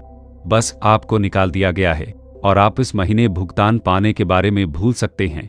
अब बाहर निकले। बिना किसी चेतावनी के रुद्र ने रिवॉल्वर निकाली और मालिक के गाल पर लगा दी। उस आदमी की आंखें दहशत से फैल गईं। उसका साहस तुरंत गायब हो गया। तब क्या कर रहे हो? रुद्र ने धीरे से कहा। जब लोग बहुत ज्यादा बातें करते हैं तो मुझे अच्छा नहीं लगता। अब मेरे दोस्त को उसकी मजदूरी दे दो। यह सब कभी? मालिक ने उन्माद से सिर हिलाया। ओ ठीक है, ठीक है। वह जल्दी से कैश रजिस्टर के पास गया, बिलों का ढेर निकाला और कांपते हाथों से उन्हें ऋषि को सौंप दिया। ऋषि ने पैसे लिए और $90 गिने। मैंने इस महीने 20 दिन काम किया, यही मुझ पर बकाया है। मुझे 1% भी अधिक नहीं चाहिए। उसने अतिरिक्त पैसे वापस काउंटर पर फेंक दिए। चलो रुद्र। रेस्तरां से बाहर ऋषि के पीछे पीछे आते हुए रुद्र हंसा। मालिक दीवार के सहारे झुक गया। जैसे ही दोनों व्यक्ति बाहर निकले तो उसके चेहरे पर राहत की लहर दौड़ गई। कार में वापस आकर ऋषि जोर से हंसे। तुम्हें पता है रुद्र, मैंने लंबे समय से इसे जीवंत महसूस नहीं किया है। मुझे लगता है कि मैंने आज सही कॉल किया है। रुद्र मुस्कुराया। मुझे खुशी है कि आप ऐसा महसूस करते हैं। वे पास के एक बार में गए, कुछ पेय साझा किए और फिर ऋषि के ग्रामीण घर की ओर चल दिए। वहां ऋषि ने अपने माता पिता को बताया कि उन्हें लॉस एंजल्स में एक ऐसी नौकरी मिल गई है जिसमें उन्हें अब मिलने वाली कमाई से 3 गुना अधिक वेतन मिलेगा। उनके माता पिता बहुत खुश हुए और उनसे नौकरी की प्रकृति के बारे में पूछा। ट्रांसपोर्ट ड्राइवर ऋषि ने मुस्कुराते हुए कहा, यह एक महान कार्यक्रम है। अगले दिन रुद्र और ऋषि सड़क पर आ गए। जैसे ही वे चले, ऋषि ने पूछा कि वे कहाँ जा रहे हैं। रुद्र मुस्कुराया, आप पहले भर्ती हैं, अब हमें अपने और पुराने दोस्तों को ढूंढना होगा। अगला हिनरी। हेनरी ऋषि का चेहरा खिल उठा। वह हमारे दस्ते का सबसे अच्छा स्काउट था। क्या वह भी सेना से बाहर है? रुद्र ने सिर हिलाया। हाँ, आपके जाने के बाद वह कुछ समय के लिए बाहर चला गया। वह एक पशु फार्म पर काम कर रहा है, लेकिन वह हमारे साथ जुड़ने के लिए सहमत हो गया है। हम उसे आगे ले जाएंगे। ऋषि की मुस्कान चौड़ी हो गई। मैं उसे देखने के लिए इंतजार नहीं कर सकता। पुरानी टीम को ड्रिंक के लिए वापस लाना बहुत अच्छा होगा। रुद्र की मुस्कुराहट ऋषि के उत्साह से मेल खा रही थी। चिंता मत करो, जल्द ही हमारे साथ कई जाने पहचाने चेहरे जुड़ेंगे। 008 अध्याय 1818 गानेन व तीन सतमल की शुरुआत। अध्याय। बरबैंक में एक खेत। रुद्र की कार एक मामूली खेत की ओर चली गई। उसके टायर बजरी पर घिसट रहे थे। एक अनुभवी किसान खलिहान से निकला और उत्सुकता से रुद्र और ऋषि को देख रहा था। आप यहाँ किसे देखने आए हैं? उसने पूछा। उसकी भौहें संदेह से सिकुड़ गईं। हम हेनरी के दोस्त हैं, रुद्र ने मुस्कुराते हुए उत्तर दिया। हमने उनसे पहले फोन पर बात की थी। किसान ने सहमति में सिर हिलाया। मेरे पीछे आओ, मैं तुम्हें उसके पास ले जाऊंगा। उन्होंने उस रास्ते से किसान का पीछा किया जो मवेशियों के बाड़े की ओर जाता था। वहां हेनरी घुटनों तक काम में व्यस्त था। जींस और मिट्टी से सने जूते पहने हुए था। दृढ़ संकल्प के साथ पिचकारी चला रहा था। जब उसने अपना नाम पुकारने वाली आवाजें सुनी तो वह मुड़ा। उसके चेहरे पर एक विस्तृत मुस्कान बिखर गई। उसने तुरंत पिचकारी एक तरफ फेंक दी। रुद्र, ऋषि, वह चिल्लाया। उन दोनों को गले लगाने के लिए दौड़ा। तुम्हें देखकर अच्छा लगा, हेनरी, रुद्र ने गर्मजोशी से कहा। हमारे साथ बाहर जाने के लिए तैयार है? धमाका। हेनरी ने ध्यान आकर्षित किया। उसकी मुद्रा कठोर थी। कैप्टन, रुद्र को रिपोर्ट करना। हेनरी टीम में फिर से शामिल होने के लिए तैयार है सर। उसने तुरंत अपने नियोक्ता को सूचित किया। अपना सामान उठाया और अपना बैग रुद्र की कार में फेंक दिया। जैसे ही वे चले गए वह खिड़की से बाहर झुका और पशुपालक की ओर हाथ हिलाया। फिर मिलेंगे लोगान, मैं एक नई शुरुआत के लिए लॉस एंजलिस जा रहा हूँ। लोगान ने वापस हाथ हिलाया। उसके चेहरे पर एक उदासी भरी मुस्कान थी। शुभकामनाएं हेनरी, सुरक्षित रहो, वह बुदबुदाते हुए बोला। आह, फिर से युवा बनना है। जैसे ही वे चले गए रुद्र हेनरी की ओर मुड़ा। क्या आपने मैडमैन के बारे में कुछ सुना है? मैं उससे फोन पर संपर्क नहीं कर सका। हेनरी ने सिर हिलाते हुए आह भरी। मैडमैन मैथ्यू सेटल भी जेल में है। मैथ्यू, जिसे युद्ध में लापरवाही से त्याग के लिए मैडमैन के रूप में जाना जाता है, ने लड़ाई में अपनी निडरता और अप्रत्याशितता के लिए अपना उपनाम अर्जित किया था। रुद्र आश्चर्यचकित लग रहा था। जेल क्या हुआ? हेनरी ने बताया। वापस आने के बाद उसने ट्रक चलाना शुरू कर दिया। हम कुछ बार मिले। कुछ महीने पहले एक भोजनालय में उसका दूसरे ड्राइवर के साथ विवाद हो गया। आप जानते हैं कि मैडमैन कैसे लड़ता है। उसने उस आदमी को बहुत बुरी तरह से बिगाड़ दिया। उसे पहचानने योग्य नहीं छोड़ा, इसलिए उन्होंने उसे बंद कर दिया। वह जमानत ले सकता था, लेकिन उसके पास पैसे नहीं थे। अगर वह मुआवजा नहीं दे सका तो वह 1 या 2 साल के लिए वहां फंस सकता है। जमानत कितने की है? रुद्र ने पूछा। $2000, हेनरी ने उत्तर दिया। रुद्र ने धीरे से सीटी बजाई। यह बहुत सारा पैसा है। अधिकांश लोग 10 महीनों में जितना कमाते हैं उससे अधिक। उसने एक पल के लिए सोचा। वह कौन सी जेल में है? सैन मैरिनो जेल, हेनरी ने कहा। रुद्र ने सिर हिलाया और कार सैन मैरिनो की ओर मोड़ दी। कुछ घंटों बाद वे मुलाकात कक्ष में मैथ्यू के सामने बैठे थे। मैथ्यू की आंखें आश्चर्य से फैल गईं। रुद्र, हेनरी, ऋषि, आप सभी को यहाँ क्या लाया है? रुद्र ने एक गार्ड को $10 का वीर भेजा, जिसने उन्हें गोपनीयता देने के लिए अपनी पीठ घुमा दी। उसने मैथ्यू की ओर एक सिगरेट फेंकी, जिसने उत्सुकता से इसे जलाया और एक गहरी कश खींची। अंदर का जीवन आपके साथ कैसा व्यवहार कर रहा है? रुद्र ने होठों पर मुस्कान लाते हुए पूछा। मैथ्यू हंसा। उसके चेहरे पर एक कुटिल मुस्कान तैर गई। पहले कुछ लोगों ने मुझे परेशान करने की कोशिश की, लेकिन मैंने उन्हें उनकी जगह पर रख दिया। अब मुझे यहाँ अपना दल मिल गया है। यह बुरा नहीं है, लेकिन मैं बाहर रहना पसंद करूंगा। रुद्र मुस्कुराया। हम तुम्हें जमानत देने के बारे में सोच रहे थे, लेकिन ऐसा लगता है कि तुम यहाँ बहुत ज्यादा मजा कर रहे हो। मैथ्यू की अभिव्यक्ति तुरंत बदल गई। बॉस, अगर आपके पास पैसे हैं तो मुझे यहाँ से बाहर निकालो। यह मजेदार है, लेकिन उतना मजेदार नहीं। हेनरी हंसे। क्या पहले से ही अपने आरामदायक जीवन से थक गए हो? मैथ्यू ने उत्सुकता से सिर हिलाया। स्वतंत्रता से बढ़कर कुछ नहीं। जैसे ही वे जेल से बाहर निकले रुद्र ने हेनरी को $2000 दिए। आप जमानत संभालें, मुझे किसी और को ढूंढना है। हेनरी ने सलाम किया। समझ गया बॉस, हम उसे कुछ ही समय में बाहर निकाल देंगे। मैथ्यू का मामला सीधा था, जमानत के भुगतान के साथ वह कुछ दिनों में मुक्त हो जाएगा। सूची में अगला कौन है? जब वे कार में वापस आए तो ऋषि ने पूछा। तोप का गोला, रुद्र ने उत्तर दिया। नील मैकडोनाल्ड हमारे पास अब तक का सबसे अच्छा विध्वंस विशेषज्ञ था। उन्हें नील का घर मिला और उन्होंने दरवाजा खटखटाया।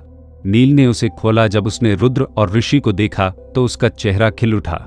ठीक है, मैं रहूंगा, देखो यहाँ कौन है। उन्होंने गर्मजोशी से एक दूसरे को गले लगाया और घर में प्रवेश किया, जो कम साज सज्जा वाला था और घिसा-पिटा लग रहा था। पीछे के कमरे से एक युवा महिला पीली और कमजोर दिखाई दी। यह मेरी पत्नी जेनी है, नील ने परिचय दिया। जेनी ने फीकी मुस्कान के साथ उनका स्वागत किया, फिर जोर से खांसने लगी। तुम्हें आराम करना चाहिए, नील ने उसे बिस्तर पर वापस ले जाते हुए धीरे से कहा। मैं कॉफी का ख्याल रखूंगा। कुछ मिनट बाद नील भाप से भरे मग लेकर लौटा। रुद्र ने उसकी ओर देखा, उसके चेहरे पर चिंता झलक रही थी। तुम्हारी पत्नी को क्या दिक्कत है? तपेदिक, नील ने धीरे से कहा। यह बुरा है, रुद्र ने भौहें सी कोड़ ली। इलाज नहीं है क्या? हाँ, पेनिसिलिन, लेकिन यह बहुत महंगा है, मैं इसे खरीद नहीं सकता, नील ने निराशा से भारी आवाज में जवाब दिया। पेनिसिलिन, जिसका व्यापक रूप से उत्पादन शुरू हुआ था, दुर्लभ और महंगा था, जिसका वजन लगभग सोने के बराबर था। रुद्र ने एक पल के लिए विचार किया। नील, मैं समझता हूं कि आपको जेनी की देखभाल करने की जरूरत है, लेकिन उसे उचित इलाज की जरूरत है। हमारे साथ लॉस एंजल्स आएं, हम मिलकर कुछ पता लगाएंगे। नील झिझका, लेकिन फिर सिर हिलाया। आप सही कह रहे हैं, यह उसका सबसे अच्छा मौका है। उन्होंने जल्दी से अपना सामान पैक किया और शाम तक वे लॉस एंजलिस की सड़क पर वापस आ गए। रुद्र जेनी को सीधे एक क्लिनिक में ले गया। उसकी जांच करने के बाद डॉमर्फी ने कहा कि आशा है, लेकिन चेतावनी दी कि इलाज महंगा होगा। हम खर्च संभाल लेंगे, डॉक्टर रुद्र ने उसे आश्वासन दिया। कुछ ही देर में नर्स आ गई। मिस्टर रुद्र, हमें इलाज के लिए $1000 डिपॉजिट की जरूरत है। रुद्र की जेबें लगभग खाली हो चुकी थी। हाल की नौकरियों से उसने जो पैसा बचाया था और एक निश्चित सौदे से उसे जो नकदी मिली थी, उसका कुल योग केवल $2000 से थोड़ा अधिक था। मैथ्यू को जमानत देने के बाद उसके पास बस कुछ 100 ही बचे थे। मैं वापस आऊंगा, रुद्र ने नील को जेनी के पास छोड़ते हुए कहा। वह 1 घंटे बाद अपनी सोने की घड़ी गिरवी रखकर लौटा और जमा राशि सौंप दी। नील ने तुरंत ध्यान दिया। रुद्र, तुम्हारी घड़ी का क्या हुआ? रुद्र ने कंधे उचकाए। बस एक छोटी सी बात, जेनी का ठीक होना मायने रखता है। रुद्र के बलिदान से प्रभावित नील ने कुछ नहीं कहा, लेकिन एक दिन एहसान का बदला चुकाने का संकल्प लिया। एक बार जब जेनी शांत हो गई तो नील को राहत महसूस हुई, उसका बोझ हल्का हो गया। आगे क्या है बॉस? आइए हेनरी और मैडमैन के आने का इंतजार करें। मेरे पास कुछ और दोस्त हैं जिनका पता लगाना है। लियो और केरी, 2 पूर्व नौसैनिक, उन्हें जल्द ही यहाँ आना चाहिए। कुछ दिनों बाद समूह पूरी तरह से इकट्ठा हो गया। रुद्र ऋषि और नील को वीर से मिलने ले गया, जो उसी अस्पताल में स्वास्थ्य लाभ कर रहा था। उन्होंने वीर को बिस्तर पर पाया। एक आकर्षक नर्स उसे फल खिला रही थी। ठीक है, वीर मुस्कुराया। देखो कौन मिलने आया है। एक दूसरे के साथ खुशियों का आदान प्रदान करने के बाद रुद्र ने योजना बताई। हम पुरानी टीम को वापस एक साथ ला रहे हैं। एक बार जब हर कोई यहाँ आ जाएगा तो हम किसी भी चीज के लिए तैयार रहेंगे, यहाँ तक कि उन आयरिश उपद्रवियों के लिए भी। वीर मुस्कुराया। मुझे पता था कि तुम हमें एक साथ खींच लोगे रुद्र। हम उन्हें दिखा देंगे कि हम किस चीज से बने हैं। रुद्र हंसा। बस सुनिश्चित करें कि आप लड़ने के लिए तैयार हैं वीर। हम आप पर भरोसा कर रहे हैं। वीर ने थम्स अप दिया। मैं कुछ ही समय में तैयार हो जाऊंगा, मैदान में शामिल होने के लिए तैयार हो जाऊंगा। रुद्र मुस्कुराया। मुझे यही सुनना पसंद है। हमें काम करना है। 009 अध्याय 1919 शूजिंग गन्स कसतमल की शुरुआत। अध्याय। लंबी दूरी का बस स्टेशन। 2 युवक कार से बाहर निकले। उनकी नजर तुरंत रुद्र पर पड़ी, जो अपने वाहन के पास इंतजार कर रहा था। यह दृश्य उस घटना की पुनरावृत्ति जैसा महसूस हुआ जब वीर ने पहली बार रुद्र को उठाया था। लियो, केरी, रुद्र ने उनका गर्मजोशी से स्वागत किया। रुद्र, उन्होंने एक स्वर में उत्तर दिया। तीनों आदमी गले मिले। रुद्र की मुलाकात लियो और केरी से एक चिकित्सा परिवहन जहाज पर हुई थी, जब वे सभी चोटों से उबर रहे थे। ठीक होने के दौरान रुद्र ने जल्दी ही अपनी ताकत वापस पा ली और अन्य घायलों की देखभाल में कैथरीन की मदद करना शुरू कर दिया। इसी काम के जरिए उनकी जान पहचान लियो और केरी से हुई। दोनों व्यक्ति कुलीन सैनिक थे। यह तथ्य उनके उपनामों से आसानी से पता चलता है। लियो, जिसे वाइल्ड वुल्फ के नाम से जाना जाता है, एक दुर्जय योद्धा था। केरी, जिन्हें टैंक कहा जाता था, 19 मीटर से अधिक लंबे थे और एक मशीन गनर होने के कारण उनमें उनके आकार के बराबर ताकत थी। रुद्र ने दोनों व्यक्तियों के घावों की देखभाल की थी और जब वे ठीक हो गए थे तब उन्होंने घंटों उनके बिस्तर के पास बैठकर बातचीत की थी। वे समय के साथ घनिष्ठ मित्र बन गए थे और जब रुद्र ने अंततः जहाज छोड़ा तो उसने उनके साथ संपर्क जानकारी का आदान प्रदान करना सुनिश्चित किया। जब रुद्र को भरोसेमंद लोगों की जरूरत थी तो लियो और केरी सबसे पहले दिमाग में आए। एक त्वरित फोन कॉल और वे तुरंत उससे जुड़ने के लिए सहमत हो गए। आओ, रुद्र ने मुस्कुराते हुए कहा, मैं चाहता हूं कि आप कुछ दोस्तों से मिलें। कार जल्द ही बनी नाइट क्लब के बाहर रुकी। अंदर लियो और केरी को शॉन राइडर, ऋषि और नील से मिलवाया गया। रुद्र ने उन्हें सूचित किया, हमें रास्ते में कुछ और मिल गए हैं। हेनरी और मैथ्यू को कुछ दिनों में यहां आना चाहिए। वीर अभी भी अस्पताल में है, लेकिन यहां सभी के साथ हम जल्द ही 10 मजबूत हो जाएंगे। वे सभी शराब पीकर बैठ गए और सेना के बाद अपने जीवन के बारे में कहानियां साझा करने लगे। लियो को एक गैराज में कारें ठीक करने का काम मिल गया था। केरी ने एक छोटी सी वर्कशॉप में जूते बनाने का काम लिया था। दूसरों को भी ऐसी ही मामूली नौकरियां मिली। ऋषि बर्तन धो रहा था, नील एक कारखाने में काम करता था, हेनरी मवेशियों की देखभाल कर रहा था और मैथ्यू ट्रक चला रहा था। बातचीत आसानी से चल रही थी क्योंकि उन्होंने सेना के बाद जीवन के बारे में अपनी निराशाएं साझा की। वे जीवित रहने के अलावा और भी बहुत कुछ चाहते थे। उन्होंने खूब शराब पी, सौहार्द का आनंद लिया और एक साथ बेहतर भविष्य की कल्पना की। फिलहाल जब तक उन्हें कोई स्थायी ठिकाना नहीं मिल जाता वे वीर के घर पर ही रहेंगे। तभी नाइट क्लब का सुरक्षा प्रमुख झिझकते भाव के साथ रुद्र के पास आया। रुद्र, मुझे तुमसे कुछ बात करनी है, मुखिया ने सावधानी से कहा। क्या चल रहा है? रुद्र ने जिज्ञासु होकर उत्तर दिया। क्या हम अभी भी उन रूसियों को तहखाने में बंद कर रहे हैं? मुखिया ने पूछा।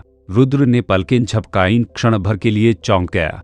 वह अपनी नई टीम को इकट्ठा करने और संपर्क बनाने में इतना व्यस्त था कि वह रूसियों के बारे में पूरी तरह से भूल गया था। उन्होंने त्वरित मानसिक गणना की। वे अब 1 सप्ताह से वहां है, ठीक है? सुरक्षा प्रमुख ने सिर हिलाया।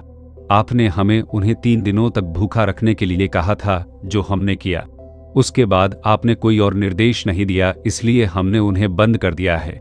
वे हताश हो रहे थे, इसलिए हम उन्हें कम से कम भोजन दे रहे हैं, बस कुछ रोटी और पानी। रुद्र ने सोच समझकर सिर हिलाया। रूसी बड़े लोग थे, विशेषकर बिग इवान जो 2 मीटर से अधिक लंबे थे। वे शायद भूख से मरने की कगार पर थे। अच्छी बात है कि वे अभी भी जीवित हैं, रुद्र ने अपने विकल्पों पर विचार करते हुए कहा। रूसियों ने नाइट क्लब में परेशानी पैदा की थी, लेकिन उन्हें मारना ज्यादती लग रही थी। उन्हें जाने देने से प्रतिशोध को आमंत्रित किया जा सकता है। उसके मन में एक विचार बनने लगा। समूह की ओर मुड़ते हुए उन्होंने कहा, चलो हमें कुछ देखभाल करनी है। ऋषि, नील, शॉन, लियो और अन्य लोग रुद्र के पीछे पीछे तहखाने तक अपने पैरों पर खड़े हो गए। जैसे ही उन्होंने भारी दरवाजा खोला, एक गंदी बदबू ने उन्हें घेर लिया, पसीना, मल और निराशा का मिश्रण। बिग इवान के नेतृत्व में 6 रूसी 1 सप्ताह तक दुख झेलने के बाद दयनीय स्थिति में थे। जब बिग इवान ने रुद्र को देखा तो वह टूट गया, उसका सख्त रवैया टूट गया। मिस्टर रुद्र, कृपया हमें जाने दें, उसने कांपती आवाज में विनती की। रुद्र ने अपनी अगली चाल पर विचार करते हुए उनकी ओर देखा। मुझे और लोगों की जरूरत है, उन्होंने कहा। क्या आप मेरे लिए काम करने को तैयार हैं? बिग इवान ने अप्रत्याशित प्रस्ताव से स्तब्ध होकर रुद्र की ओर देखा। वह मूर्ख नहीं था, उसे तुरंत विकल्प समझ में आ गया। हम इच्छुक हैं, वह झट से सहमत हो गया। आप जो कहेंगे हम वही करेंगे मिस्टर रुद्र। रुद्र की नजर उसकी ईमानदारी को परखते हुए उस पर पड़ी। अपनी वफादारी साबित करने की जरूरत को महसूस करते हुए बिग इवान ने कहा, मैं भगवान की कसम खाता हूं, हम आपका अनुसरण करेंगे। अन्य लोगों ने अपने नेता को समर्पण करते हुए देखकर तुरंत उसकी प्रतिज्ञा दोहराई। प्रत्येक ने रुद्र को शपथ दिलाई। संतुष्ट होकर रुद्र ने सिर हिलाया। ठीक है, साफ हो जाओ, कुछ अच्छा खाओ और कल मुझे वापस रिपोर्ट करो। रूसियों को ऐसा लग रहा था जैसे उन्हें मौत से राहत मिल गई है। शॉन और अन्य लोग उन्हें वापस उनके स्थान पर ले गए। एक बार अपने ठिकाने पर वापस आकर उन्होंने कोई समय बर्बाद नहीं किया। अपनी खराब स्थिति को नजरअंदाज करते हुए उन्होंने भोजन की मांग की और जो कुछ भी दिख रहा था उसे खा लिया। ब्रेड, जैम, यहाँ तक कि जिस सूप का वे आम तौर पर मजाक उड़ाते थे उसे दावत की तरह चख लिया। जब वे भरपेट खा चुके तो इवान का एक आदमी उसकी ओर मुड़ा। क्या हम सचमुच रुद्र के दल में शामिल हो रहे हैं बॉस? बड़ा इवान विचारशील लग रहा था। हम सालों से छोटे मोटे घोटाले कर रहे हैं, लेकिन दिखाने के लिए कुछ नहीं है। रुद्र तेज है और उसके पास दूरदृष्टि है। शायद उसके लिए काम करना हमारा सबसे अच्छा मौका है। इसके अलावा उन्होंने आगे कहा, हम पहले ही भगवान के नाम पर शपथ ले चुके हैं। अगले दिन इवान और उसके लोग आदेशों का पालन करने के लिए तैयार होकर रुद्र के स्थान पर आए। रुद्र को वफादार अनुयायियों का एक और समूह मिल गया था, लेकिन उसने उन्हें अपने पास नहीं रखने का फैसला किया। इसके बजाय उन्होंने उन्हें अपनी सामान्य गतिविधियां जारी रखने और जरूरत पड़ने पर जुटने के लिए तैयार रहने का निर्देश दिया। इस बीच मैथ्यू को जेल से रिहा कर दिया गया। थोड़े से वित्तीय अनुनय के साथ उसके खिलाफ मामला, जो शुरू में कभी भी गंभीर नहीं था, हटा दिया गया था। कुछ दिनों के बाद वह और हेनरी रुद्र के उभरते दल में शामिल होने के लिए लॉस एंजलिस पहुंचे। एक सप्ताह के भीतर रुद्र ने एक विश्वसनीय टीम बना ली थी, लेकिन जब उसके पास जनशक्ति थी तब भी उसे उपकरणों की आवश्यकता थी। उसके पास कुछ आग्नेयास्त्र और कुछ पकड़ी गई सबमशीन बंदूकें थी, लेकिन वे एक गंभीर ऑपरेशन के लिए पर्याप्त नहीं थी। यह जानते हुए कि प्रत्येक व्यक्ति अलग अलग हथियार पसंद करता है, रुद्र उन्हें ओल्ड माइक की बंदूक की दुकान में ले गया। बूढ़े माइक, मुझे कुछ हथियार खरीदने की जरूरत है, रुद्र ने शुरू किया, लेकिन मुझे एक छोटी सी समस्या है, मेरे पास नकदी की कमी है। क्या आप मुझे कुछ उधार दे सकते हैं? बूढ़े माइक ने यह सोचते हुए अपनी ठुड्डी खुजाई। जरूर, लेकिन इसके लिए आपको 30 ब्याज देना होगा। सौदा। रुद्र अपने आदमियों की ओर मुड़ा। जो कुछ भी आप चाहते हैं उसे चुने, उन्होंने घोषणा की। आइए कमर कस ले। उत्साह बढ़ गया और वे कैंडी की दुकान में बच्चों की तरह दुकान में घुस गए। जब वे उभरे तो प्रत्येक व्यक्ति पिस्तौल, राइफल और बंदूक से पूरी तरह लैस था। केरी, पूर्व मशीन गनर, ने एक MD-34 उठाया था, जो दुर्जेय मारक क्षमता वाली एक भारी भरकम बंदूक थी। हमेशा विस्फोटक विशेषज्ञ रहे नील के पास हथगोले, खदानों और बमों का एक छोटा शस्त्रागार बनाने के लिए पर्याप्त सामग्री से भरा एक बैग था। रुद्र मुस्कुराया। उनकी टीम आगे जो भी आए उसके लिए तैयार थी। 0020 अध्याय 2020 द ऑस्ट्रियन मीटिंग XHTML की शुरुआत। अध्याय। बूढ़े माइक ने सावधानीपूर्वक हिसाब किताब मिलाया। मूलधन और 30 ब्याज के साथ कुल राशि 3800 से अधिक हो गई। एक बड़ी राशि।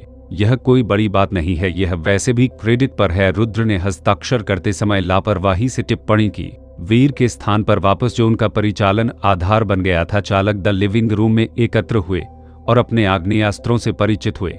उनके उत्साह और बंदूकों की भारी संख्या को देखकर रुद्र ने सोचा कि उन्हें किसी बैंक डकैती जैसे किसी अवैध उपयोग में न लगाना लगभग बर्बादी होगी। लेकिन निस्संदेह बैंक लूटने का सवाल ही नहीं उठता था।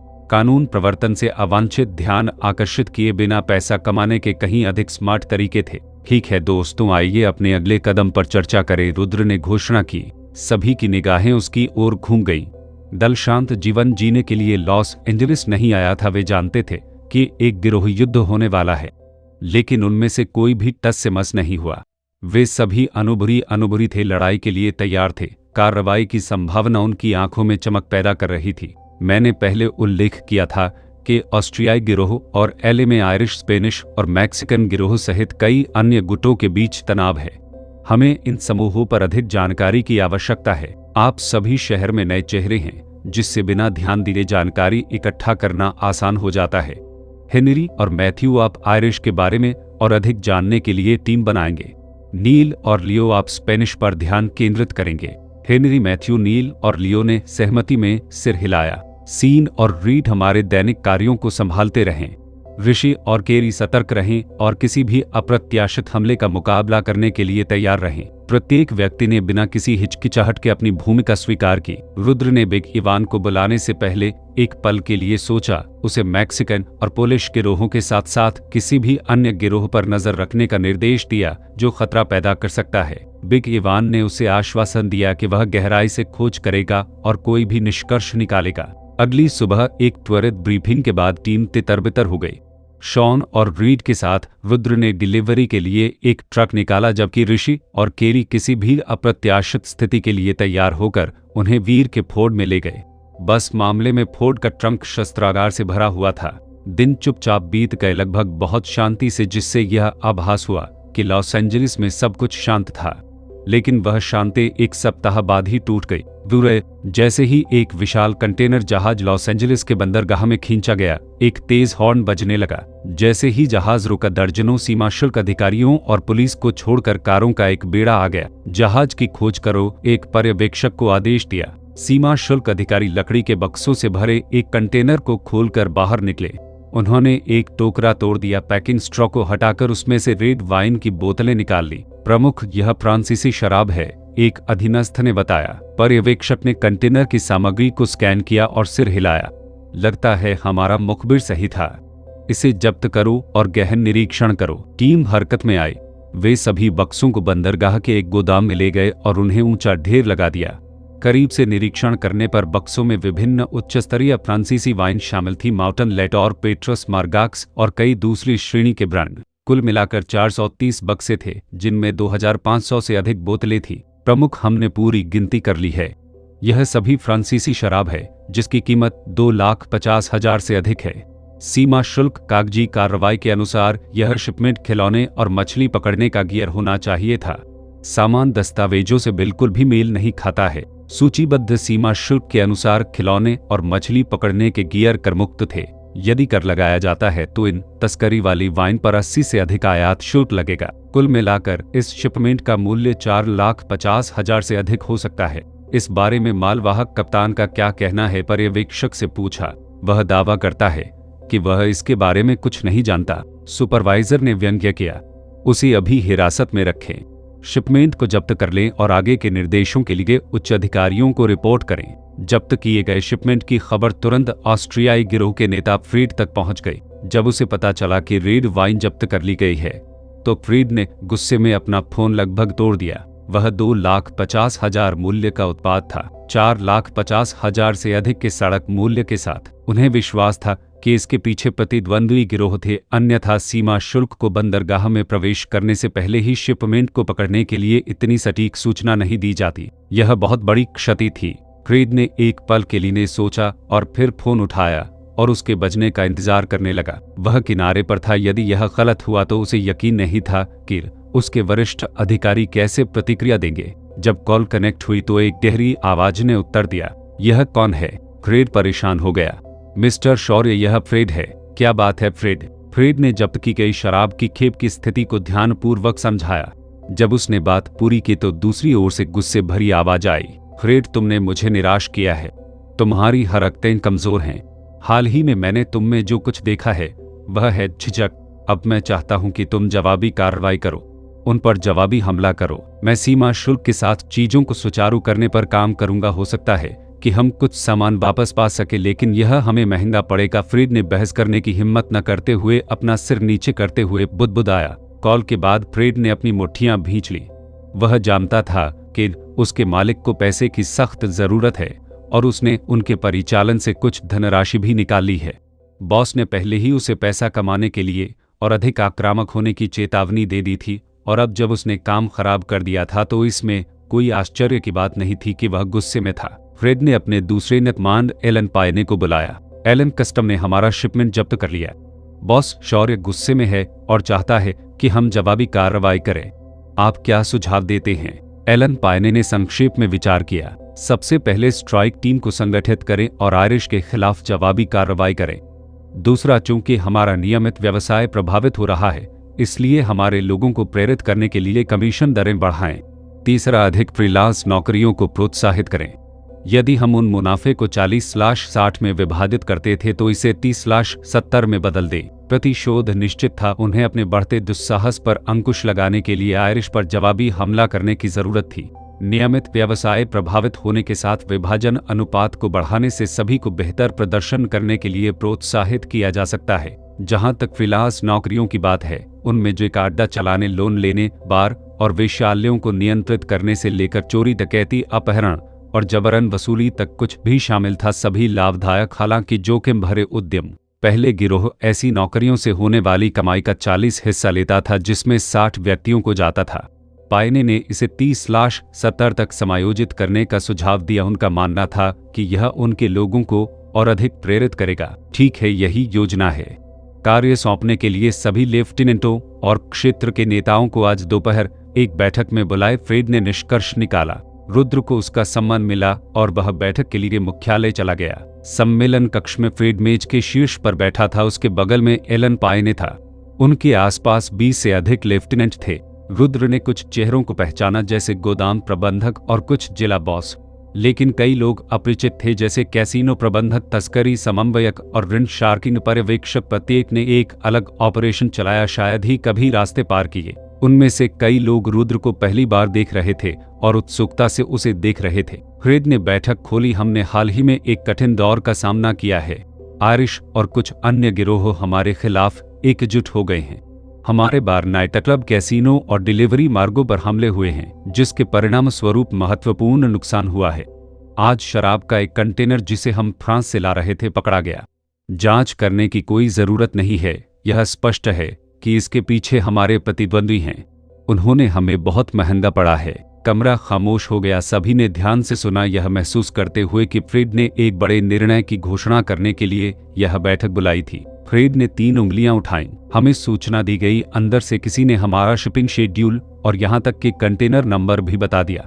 हमारे पास एक चूहा है। तस्करी संयोजक का चेहरा काला पड़ गया। उसने किसी के साथ विश्वासघात नहीं किया था, लेकिन इस ऑपरेशन के प्रभारी व्यक्ति के रूप में कोई भी समस्या उस पर बुरा प्रभाव डालेगी। विलियम्स गद्दार को ढूंढने के लिए मैं आपके साथ किसी को काम पर रखूंगा। हमें इसकी तह तक जाने की जरूरत है। एक बार जब हम ऐसा कर लेंगे तो हम सुनिश्चित करेंगे कि वह गायब हो जाए स्थायी रूप से। इस चूहे की कीमत हमें $5 लाख से अधिक चुकानी पड़ी। फ्रेड भींचे हुए दांतों से गुर्राया। विलियम्स तस्करी पर्यवेक्षक जल्दी से खड़ा हुआ और कहा, हाँ बॉस, मैं इसे संभाल लूंगा। हम कमीने को जिम्मेदार ठहराएंगे। 0021 अध्याय 2121 प्लानिंग एरोबिक 60 का प्रारंभ।